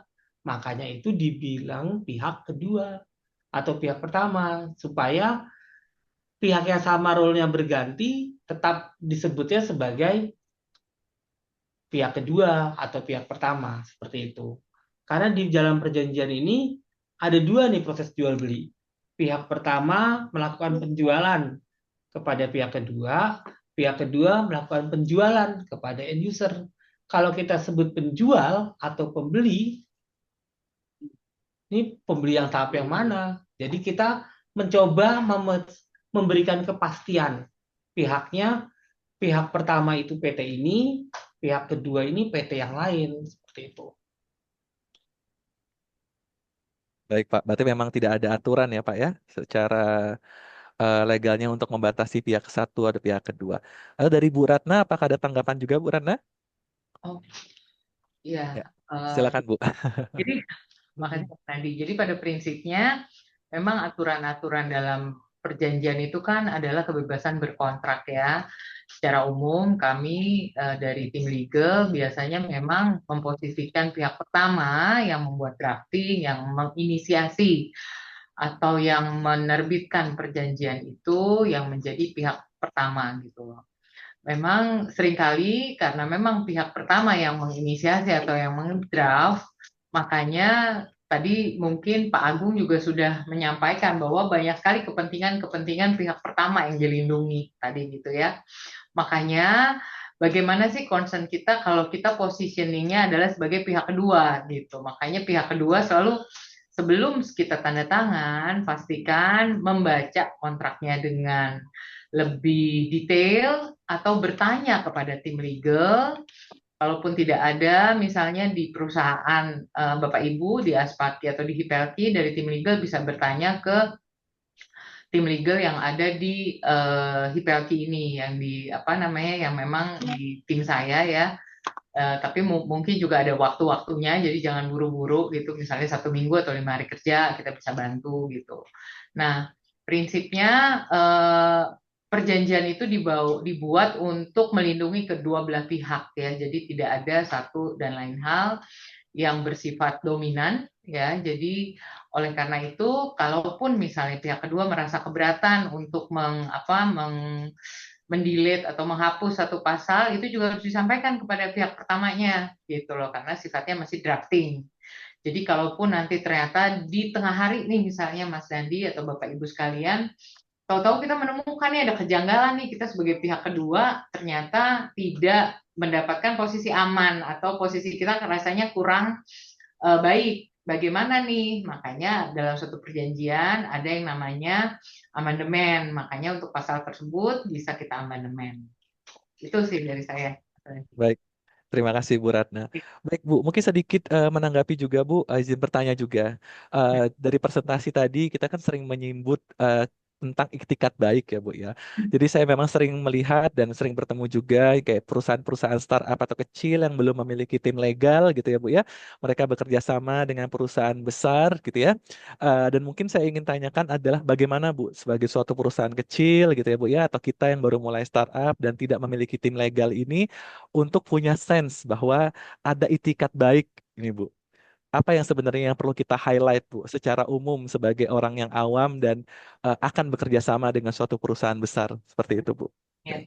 Jadi kalau yang namanya itikat baik, memang namanya itikat ya, masih belum ada satu komitmen, belum ada satu kewajiban yang masih jelas gitu ya. Jadi itikat baik itu misalnya, baik kami akan menyelesaikan pekerjaan ini dalam waktu 1 bulan, atau mungkin juga ada jajaran pengurus perusahaan yang belum ada. Tapi memang seringkali banyak adanya kerugian-kerugian yang dialami oleh satu pihak. Ternyata perusahaan startup yang lain itu mereka juga, oh ini kita dalam posisi yang kurang aman. Untuk sementara kita tidak aktifkan dulu perusahaan ini, kemudian mereka mendirikan perusahaan yang baru. Karena sekarang mendirikan perusahaan bisa dengan 1 orang ya, ada apa sih namanya istilahnya, perusahaan apa sih?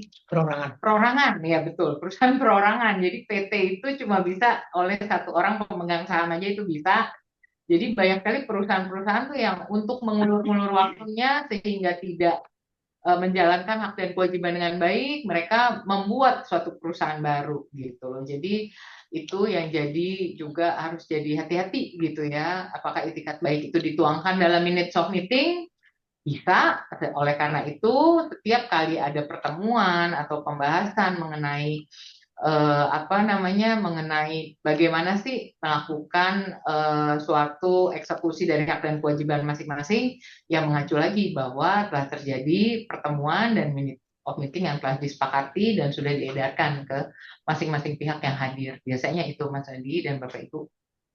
Baik, terima kasih Bu Ratna. Atau Pak Agung ada tips dan trik juga Pak mungkin Aduh, terkait dengan iktikat baik Pak. gokil Kalau kadang-kadang itikat baik ya.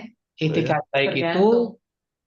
harusnya itikat kan sesuatu yang abstrak, tidak terlihat di hati Betul kita. Pak. Supaya tergambar dalam tindakan, bisa dibuat adendum dari perjanjian. Kenapa terjadi sengketa lebih banyak adalah perubahan-perubahan lisan. Jadi, mau bangun rumah sakit, kemudian ada labnya dibangun. Itu tambahan, tidak ada di spesifikasi barang yang awal. Tambahannya nilainya miliar, tapi lisan gimana dong? Nah, kalau itikat baik secara lisan, kalau jalan baik-baik saja sampai akhir ada pembayaran sih nggak masalah. Problemnya adalah tidak ada pembayaran, tapi dana sudah dikeluarkan. Labnya sudah jadi. Nah, ini adalah kasus di arbitrase yang seperti itu, kemudian diselesaikan dengan cara bani. Lebih baik setiap ada perubahan dari spesifikasi awal seperti yang ada di dalam perjanjian ini, ada di lampiran 1 dan 2, itu kan harga pokok.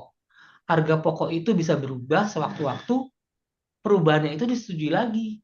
Jangan dibiarkan mengambang maju terus pakai harga yang lama, tapi begitu penagihan pakai harga yang baru. Itulah potensi dari sengketa. Nah, kemudian ada perubahan spesifikasi. Dari produsennya tuh ada perubahan. Ada berubah model tipe apa, berubah spesifikasi, dia mau yang model yang lama. Ya nggak bisa, model lama sudah tidak diproduksi. Nah, ini kan masalah komunikasi dan itikat baik. Kalau ternyata perubahan itu sudah dikonfirmasi dan ditandatangani, bukan ditandatangani salah satu pihak ya, ditandatangani oleh dua pihak. Karena satu pihak yang tanda tangan itu baru surat pernyataan. Kalau dua pihak yang tanda tangan itu kesepakatan perjanjian. Nah, yang bertindak sebagai undang-undang itu adalah perjanjian yang disepakati. Jadi bukan pernyataan sepihak. Jadi perlu adanya adendum. Jangan ragu meminta adendum daripada menjadi permasalahan di kemudian hari. Gitu. Dengan itikat baik kan kita merasa, wah pembayaran pertama lancar nih. Kemudian kita maju lagi, nyetor barang lagi, tapi tidak ada pembayaran berikutnya dengan alasan yang tidak ada di perjanjian. Memang tidak ada di perjanjian. Jadi perlu disadari kesepakatan itu berbentuk tanda tangan persetujuan. Gitu. Jadi penting ya Pak ya, jangan hanya percaya dari lisan begitu ya Pak ya, tapi tetap harus tetap harus dituangkan jadi adendum atau amandemen di agreementnya ada tanda tangan seperti itu. Mungkin satu lagi Bu Ratna tadi menyinggung tentang sebaiknya hal yang lisan itu dituangkan dalam meeting minutes ya Bu ya. Sebenarnya eh, meeting minutes ini selain nanti diedarkan, itu sebenarnya perlu ditandatangani juga nggak ya Bu ya untuk memperkuat positioning meeting minutes-nya sebenarnya Bu. Pada prinsipnya kan minutes of meeting itu adalah hal-hal yang dibicarakan ya. Jadi karena memang kadang-kadang pembicaraan itu bisa lompat sana, lompat sini, makanya diperlukan suatu minutes of meeting yang didistribusikan. Memang minutes of meeting dibuat oleh pihak yang mengundang, maka dia yang wajib mendistribusikan kepada pihak yang diundang gitu ya. Dan itu memang sewajarnya memang bukan menjadi hal yang wajib ditandatangani, tapi di-prepare oleh yang membuat minutes of meeting itu. Biasanya juga di-declare bahwa minutes of meeting ini terjadi poin 1, 2, next step-nya seperti apa, ditandatangani oleh si pembuat risalah meeting gitu. Jadi bukan hal yang harus tadi, bukan suatu kesepakatan, tapi itu karena kesepakatan tadi ya harus dua belah pihak. Minutes of meeting adalah acuan dari kita mana yang jadi ganjalan, terus solusinya seperti apa. Baik, Baik, terima kasih Bu Ratna. Baik Sama. Bapak Ibu, ya. Baik di kolom chat ada yang bertanya Pak Agung, apakah materi, maaf, draft perjanjian kerjasama tadi itu bisa di-share juga Bapak Ibu? Pak Agung ke, oh bisa. Di Pelki, ada di Baik, pihak sekretariat ya, ada Mbak Nadia, ada Mas Adit, nanti bisa di-share, baik, sesuaikan kalau ada kebutuhan-kebutuhan yang misalnya sebagai produsen nih dari Aspaki nih seperti apa nih, terus kemudian dari teman-teman yang jadi distributor ini perjanjiannya seperti apa gitu loh, karena memang kita memproduce sesuai kebutuhan ya, apakah bisa dimungkinkan perjanjian ini dibuat 3 pihak, 4 pihak gitu ya, karena mungkin ada sub-sub distributor lainnya, itu bisa kita sesuaikan gitu. Nanti baik. tinggal dibicarakan dengan pihak sekretariat, sudah kita Baik, berarti Bu ada pertanyaan juga Bu Ratna, apakah ada pembahasan terkait dengan kontrak OEM? Begitu Bu, mungkin ada tipsnya ataukah mungkin emang harus berkonsultasi seperti itu Bu? Baik. memang untuk OEM kita tidak share di sini, mungkin nanti di session berikutnya. Oh ya, Karena baik. kita siapin juga sebenarnya ya tadi kontrak untuk perjanjian kerjasama pembuatan produk. Karena memang di sini ada teman-teman distributor juga, mungkin besok mungkin dijadwalkan dengan teman-teman dari sekretariat hanya untuk pembuatan kontrak yang tadi itu OEM. Bisa kita Baik. sebutkan. Karena takutnya ini kan ada peserta yang memang tidak ke sana, jadi kita cari yang umum dulu gitu, Mas Adi. Jadi perjanjian kita cari yang umum seperti itu. Nah, nanti untuk yang pembuatan produk kita atur dalam session yang lain. Takut. Baik, terima kasih. Berarti kita tunggu untuk sesi selanjutnya ya Bu ya. Akan banyak sepertinya karena memang sangat menarik dan memang Baik. sekali lagi ini menjadi kegiatan sehari-hari ya Bu ya Ya, terkait dengan kerjasama baik itu distributor, OEM, produsen gitu ya. Bahkan ya. saya juga yang diuji klinis juga mendiskusikan terkait dengan kerjasama dengan banyak pihak juga begitu Bu Ratna. Baik, baik. Baik Bapak Izin Ibu, Pak, masih bisa ya bertanya Pak?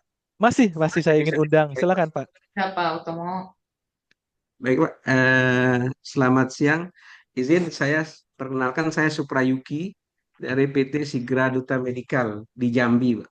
Oh, oke. Ya, terima kasih tadi atas ininya apa pembahasannya, perjanjiannya, fokusnya antara B2B ya Bu.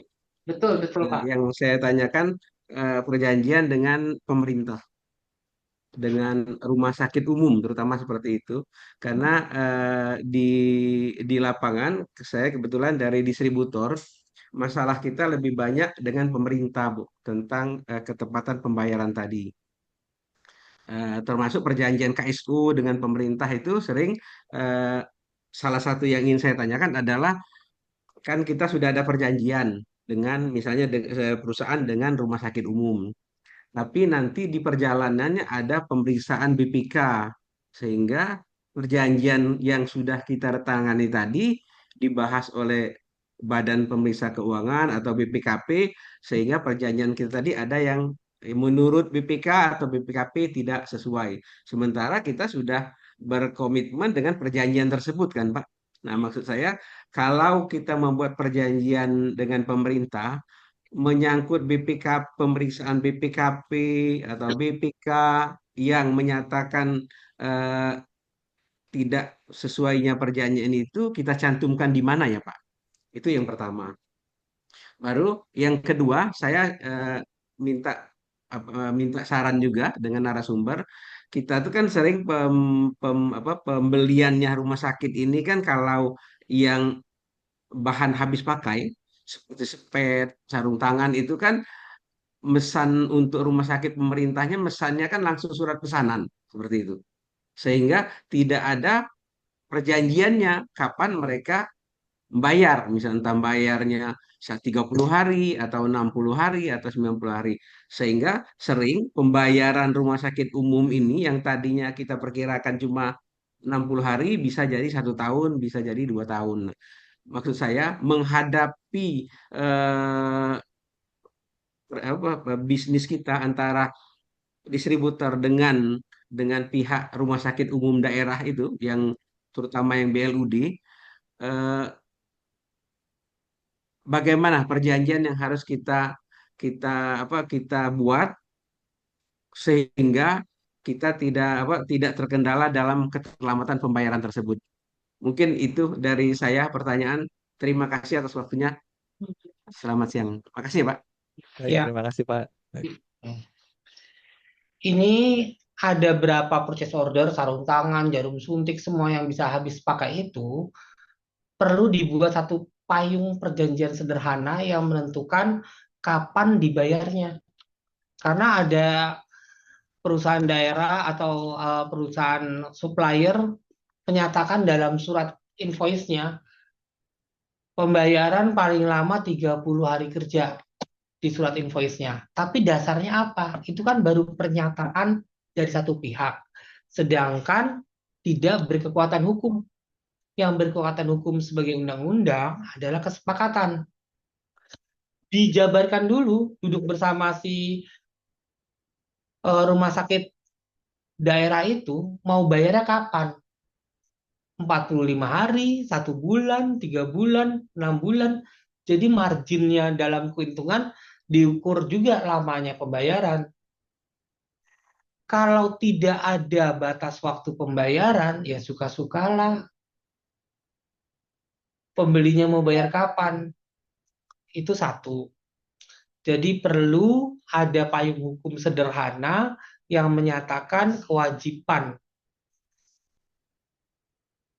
pembeli itu kapan melakukan pembayaran. Keduanya, seperti itu. Kemudian bagaimana masukan dengan BPK? Nah, ini saya pernah alami nih. Saya pernah jadi retainer BUMD. Memang ada perjanjian yang dipending karena ada temuan dari BPKP.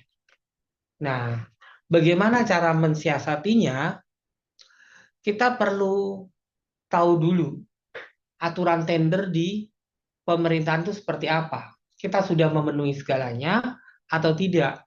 Kemudian setelah tahu aturan tender, kita juga perlu tahu putusan dari direksi yang berkaitan dengan tender tersebut. Ada tuh putusan-putusan direksi mengenai plafon persetujuan, plafon proyek, ada yang bisa terbuka, ada yang tidak terbuka untuk umum.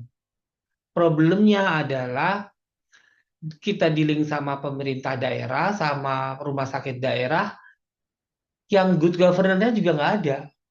Jadi mereka juga sendiri tidak tahu aturan itu tidak ada apa tidak. Tapi begitu dicek sama BPK, sama BPKP, ada aturan yang menghalangi perjanjian. Bagaimana kita menanggapinya? Kalau saya selama itu bisa dituruti, bisa diakomodasi, kita akomodasi. Kalau enggak, perjanjiannya bisa dibatal demi hukum. Karena tidak sesuai dengan aturan. Kan ada juga tuh yang pasal 14-15 jaminan-jaminan sama kepatuhan. Bahwa pihak pemerintah daerah ini ternyata tidak mematuhi peraturannya sehingga perjanjiannya tidak disetujui. Bagaimana supaya perjanjian itu disetujui? Kita berusaha menjembataninya, mematuhinya. Perlu izin apa, perlu dokumentasi apa, perlu perubahan pasal apa, sehingga pemenuhan kebutuhan dari BPK itu terpenuhi. Bagi BUMD, bagi BUMN, temuan BPK itu langsung ke Menteri BUMN. Jadi didapat sorotan. Direkturnya juga dapat tekanan untuk memenuhinya. Bagaimana caranya negosiasi ulang agar perjanjian itu terpenuhi. Mengalah sedikit nggak apa-apa, Pak. Asal jangan mengalah total dan rugi. Mengalah sedikit, kita penuhi syarat administrasinya, kemudian pembayarannya insya Allah bisa dipenuhi. Kita perlu tahu itu sebelum tanda tangan kontrak. Kalau sudah tanda tangan kontrak ternyata pemenuhannya mempengaruhi margin profit kan sukar. Jadi kita perlu tahu resikonya dulu. Ingat, resiko terbesar dealing dengan pemerintah adalah dituduh korupsi. Kalau perjanjian batal doang sih nggak masalah. Tapi sudah dibatalkan dituduh korupsi itu sakitnya minta ampun. Kita mau berusaha di sini tidak mengambil keuntungan, tapi karena ada salah prosedur tender, ada salah keterbukaan informasi apa, kita dianggap merugikan negara. Ini yang paling apes. Jadi berhati-hati dealing sama pemerintah sekarang. di beberapa di link pemerintah itu sudah melibatkan pihak kejaksaan kalau di link yang besar, melibatkan KPK, melibatkan BPKP. Jadi banyak pihak yang ikut di meeting pertama karena tendernya cukup besar dan berhubungan dengan dana APBN atau APBD. Seperti itu.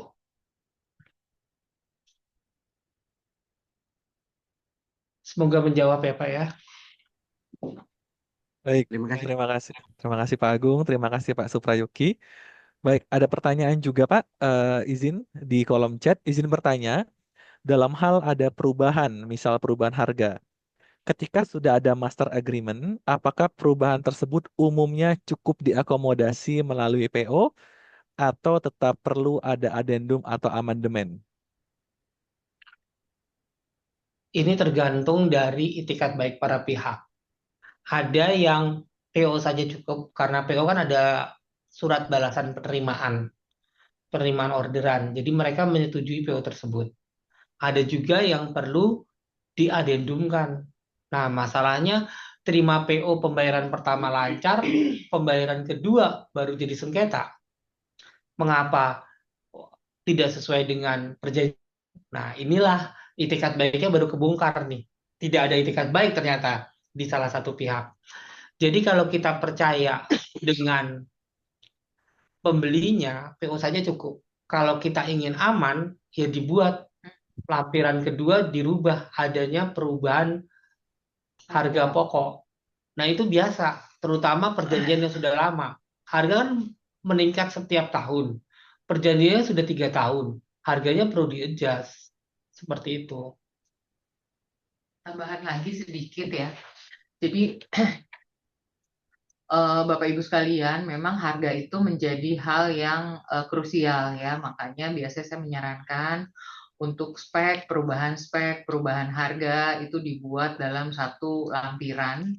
Ya, jadi kalaupun ada perubahan, maka yang diganti adalah lampirannya gitu ya. Dan perlu juga untuk dicantumkan bila mana material-materialnya itu berasal dari luar negeri atau komponen yang dibuat atau diatur itu dari luar negeri, maka itu juga harus disesuaikan.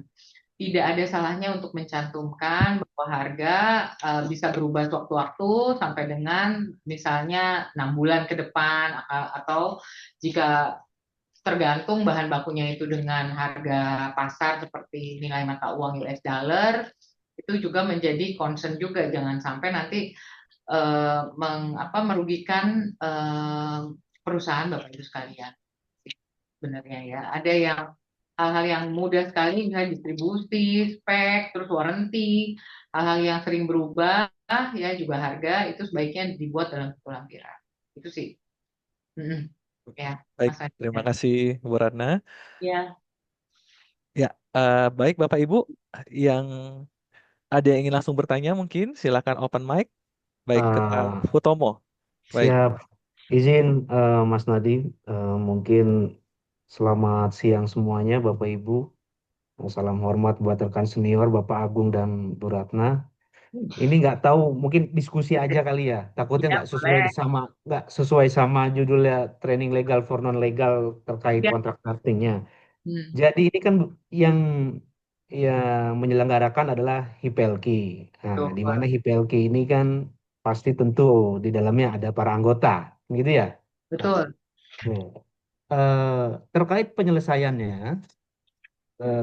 penyelesaiannya, apakah HIPLK sendiri itu bisa menyelesaikan atau sekedar membantu terkait misalkan tadi adanya wan prestasi atau adanya istilahnya dispute yang lain sebelum ke yang lebih formal dalam hal ini ke BANI maupun ke pengadilan. Itu yang pertama. Yang kedua, apakah HIPLK sendiri itu punya prosedur tertentu ketika kita ingin menyelesaikan di asosiasi dan yang terakhir itu sifatnya seperti apa? Mungkin seperti itu Mas Nadi, Bapak Ibu sekalian. Terima kasih. silakan Eh, Bu Ratna. Baik. Terima kasih Pak Tomo. Jadi pada prinsipnya memang tugas kita adalah mengasistensi kebutuhan dasar ya dari anggota semua apakah terkait dengan masalah wan prestasi dari masing-masing perusahaan diperlukan atau enggak, karena memang pada prinsipnya ini asosiasi ini adalah tugasnya untuk membantu Bapak Ibu sekalian dalam menjalankan bisnis operasionalnya. Jika ada resiko hukum atau ada resiko bisnis yang memang harus harus dijalankan atau sedang berproses, memang sekali lagi biasanya memang itu ditangani oleh lawyer yang ditunjuk oleh perusahaan karena ada kode etik kerahasiaan yang dipegang gitu ya. Jadi kalau memang kami di sini membantu untuk memberikan arahan-arahan, tapi selanjutnya seperti apa mungkin nanti dari pihak perusahaan masing-masing yang bisa juga menyampaikan kebutuhannya tersendiri, karena memang kebutuhan masing-masing, apakah ada somasi kebutuhannya ataupun pembuatan perjanjian misalnya kebutuhannya. Jadi kebutuhannya beragam. Saya juga akan konsultasi terlebih dahulu dengan Pak Heru, Dr. Heru, bagaimana baiknya ya. Karena sekali lagi masing-masing kebutuhan perusahaan tuh berbeda, dan untuk mewakilinya jadi memang bukan jadi HPLK lagi kalau terjadi somasi, maka jadi profesi ya, jadinya jalurnya tuh jadi berbeda lagi gitu. Seperti itu sih Pak yang bisa saya sampaikan gitu. Makanya mungkin untuk hal-hal yang mendasar seperti apa, karena mungkin dari teman-teman kan tadi lokasinya ada di Jambi gitu ya. Kalaupun harus melalui misalnya pengadilan negeri di Jambi, sementara kita berlokasi di Jakarta, itu kan ada ongkos-ongkos yang memang terlalu mahal gitu loh untuk dilakukan gitu. Jadi untuk meminimalisir biaya, arahan-arahannya seperti apa kita bisa bantu, dan untuk yang di Jakarta mungkin akan lebih baik lagi gitu. Tapi untuk yang di domisili di luar Jakarta ya, mungkin bisa kita bantu asistensi dalam hal pembuatan kontrak, atau sebelum kontrak ada, misalnya mau konsultasi terlebih dahulu melalui sekretariat TPLK, nanti kita buatkan jadwalnya. Apakah di jam-jam klinik hukum yang memang udah kita buat, atau mungkin di jam-jam lain yang bisa mungkin secara ad hoc bisa kita atur, karena memang dinamika dari kebutuhan hukum masing-masing perusahaan yang berbeda. Demikian Pak. Baik, terima kasih Bu Ratna. Pak Hutomo, ada tanggapan? Ya mungkin jadi artinya seperti ini, izin Bu Ratna. Berarti HPLK sendiri memfasilitasi nggak ketika ada penyelesaian dari para anggota HPLK-nya sendiri? Seperti itu Bu. Memfasilitasi sih pasti iya, karena kita mengasistensi ya Pak ya. Tapi kalau Iya. mungkin tadi saya bilang ya, misalnya nih lokasi Bapak ada di Jambi, sementara kita di sini, pasti kan ada kos-kos yang memang kalau kita dampingi kan jadinya sangat mahal gitu loh. Instead of Bapak ada satu kantor hukum yang mungkin juga bisa kita atur ya, atau kita bisa bantu yang ada di sana gitu. Tapi kalau untuk yang ada di sini bisa kita lakukan gitu. Prinsipnya bisa Pak, tetapi tadi ya, karena untuk somasi, terus mediasi, ya itu kan harus datang ke lokasi di pengadilan negeri, di mana gugatan itu dilaporkan atau di-file, didaftarkan, ya Pak ya. Baik Bu. Tapi Terima kalau kasih. konsultasi yang umum-umum, gimana nih Bu pembuatan produk? Ada contoh nggak perjanjian kerjasama, atau mungkin juga ini contoh perjanjian kerjasama yang kita buat, apakah posisi kita aman gitu ya? Kita bisa bantu Pak, karena memang pengalaman kita dalam hal pembuatan kontrak, terutama di bidang alat kesehatan itu udah cukup baik. Template-nya juga beragam. Tadi positioning-nya nggak cuma sebagai distributor, sebagai subdis, tapi juga kadang-kadang sebagai prinsipal, atau mungkin juga sebagai pembuat produk gitu Pak. Baik Bu Ratna, terima Baik, kasih. baik. Ya, terima kasih Pak. Ya. Baik, apakah ada Bapak Ibu lain yang ingin bertanya atau ingin mendiskusikan? Kalau di kolom chat sudah tidak ada lagi, Bu Ratna. Ya, terima kasih Mas Andi. Ya. Udah waktunya ini ya. Ya. Dan pada Sudah. ngantuk ya pesertanya Iya. dengan kalau Ya, ngomongin seru kok Bu, seru baik. kuliah dulu 4 tahun, 5 tahun gitu ya. Ngambil profesi segala macam gitu loh. Jadi memang most welcome untuk hal yang sifatnya menimbulkan resiko hukum atau resiko bisnis, bisa dikonsultasikan ke kita gitu loh. Apalagi teman-teman sales and marketing jangan sampai salah jalan main deal-deal aja, tapi ada hal-hal yang memang harus jadi concern gitu loh di kemudian hari, terutama tadi ya term of payment, terus kewajiban bayar tadi dari apa misalnya perjanjian dari komite dari rumah sakit umum daerah yang tadinya sudah bayar, pejabatnya sudah tanda tangan komitmen, tahu-tahu miss. Nah, gimana gitu ya, itu juga jadi concern kita juga gitu. Baik, terima kasih Bu Ratna. Makasih Ya, ya, tadi saya panggil sedikit lagi. Saya tunggu sedikit lagi. Apakah ada Bapak Ibu yang ingin diskusi? Mungkin? boleh. Ya, oke. Tampaknya saya hitung sampai 3. 1, 1, 2, 3. Baik, tidak ada lagi. Berarti ya Bu Ratna dan Pak Agung. Baik, Ya. sebelum kita akhiri sesi untuk pemaparannya, izinkan saya sedikit menyimpulkan, Bapak Ibu. Baik, pada sesi ini jadi telah dibahas bahwa kontrak merupakan suatu persetujuan yang mengikat secara hukum antara satu pihak atau lebih dengan pihak lainnya dan dapat berbentuk perjanjian satu pihak dengan pihak lainnya. Selain itu juga telah dibahas mengenai perbedaan utama antara kontrak dan perjanjian non hukum, terutama terletak pada kekuatan mengikatnya, di mana kontrak memiliki konsekuensi hukum dan dapat dipaksakan, sedangkan perjanjian non hukum lebih didasarkan pada etika dan norma sosial. Selain itu, Bapak Ibu, di sesi hari ini juga telah dijelaskan asas-asas fundamental dalam hukum kontrak, meliputi asas kebebasan berkontrak, konsensualisme, iktikat baik, serta asas fakta sunt servanda yang menegaskan bahwa setiap perjanjian yang sah wajib dilaksanakan oleh para pihak. Tidak kalah penting, Pak Agung juga telah memberikan contoh konkret melalui pembahasan draft perjanjian kerjasama subdistributor, sehingga peserta dapat memahami penerapan teori kontrak dalam praktik nyatanya. Sangat menarik sekali, Pak Agung. Yang terakhir juga telah banyak masukan, saran, dan tips terkait dengan term of payment, asistensi dari HIPLK, serta kerjasama-kerjasama dengan para pihak, terutama dengan pemerintah. Baik, terima kasih sekali lagi kepada Pak Agung dan Bu Ratna atas ilmunya pada hari ini, sangat luar biasa dan sangat menarik sekali. Dan tentunya kita tunggu untuk sesi-sesi selanjutnya tadi terkait dengan OEM dan juga yang mungkin yang lebih berat ya Ibu ya ke depannya.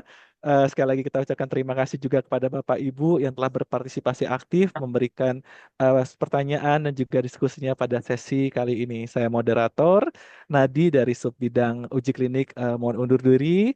Terima kasih. Assalamualaikum warahmatullahi wabarakatuh. Dan saya kembalikan ke Mas Adit untuk sesi selanjutnya. Silakan Mas Adit. Baik. Waalaikumsalam warahmatullahi wabarakatuh. Terima kasih banyak, Pak Agus Nadi. Tentunya terima kasih juga kepada para narasumber, Bapak Agung Nugroho dan Ibu Ratna Ningrum Jarum. Ya, sebelum mengakhiri sesi, izin Bapak Ibu, mari kita berfoto bersama dulu. Boleh open cam-nya? Dah, dah. Ya, ya, mari Bapak Ibu untuk open cam untuk sesi foto. Ya,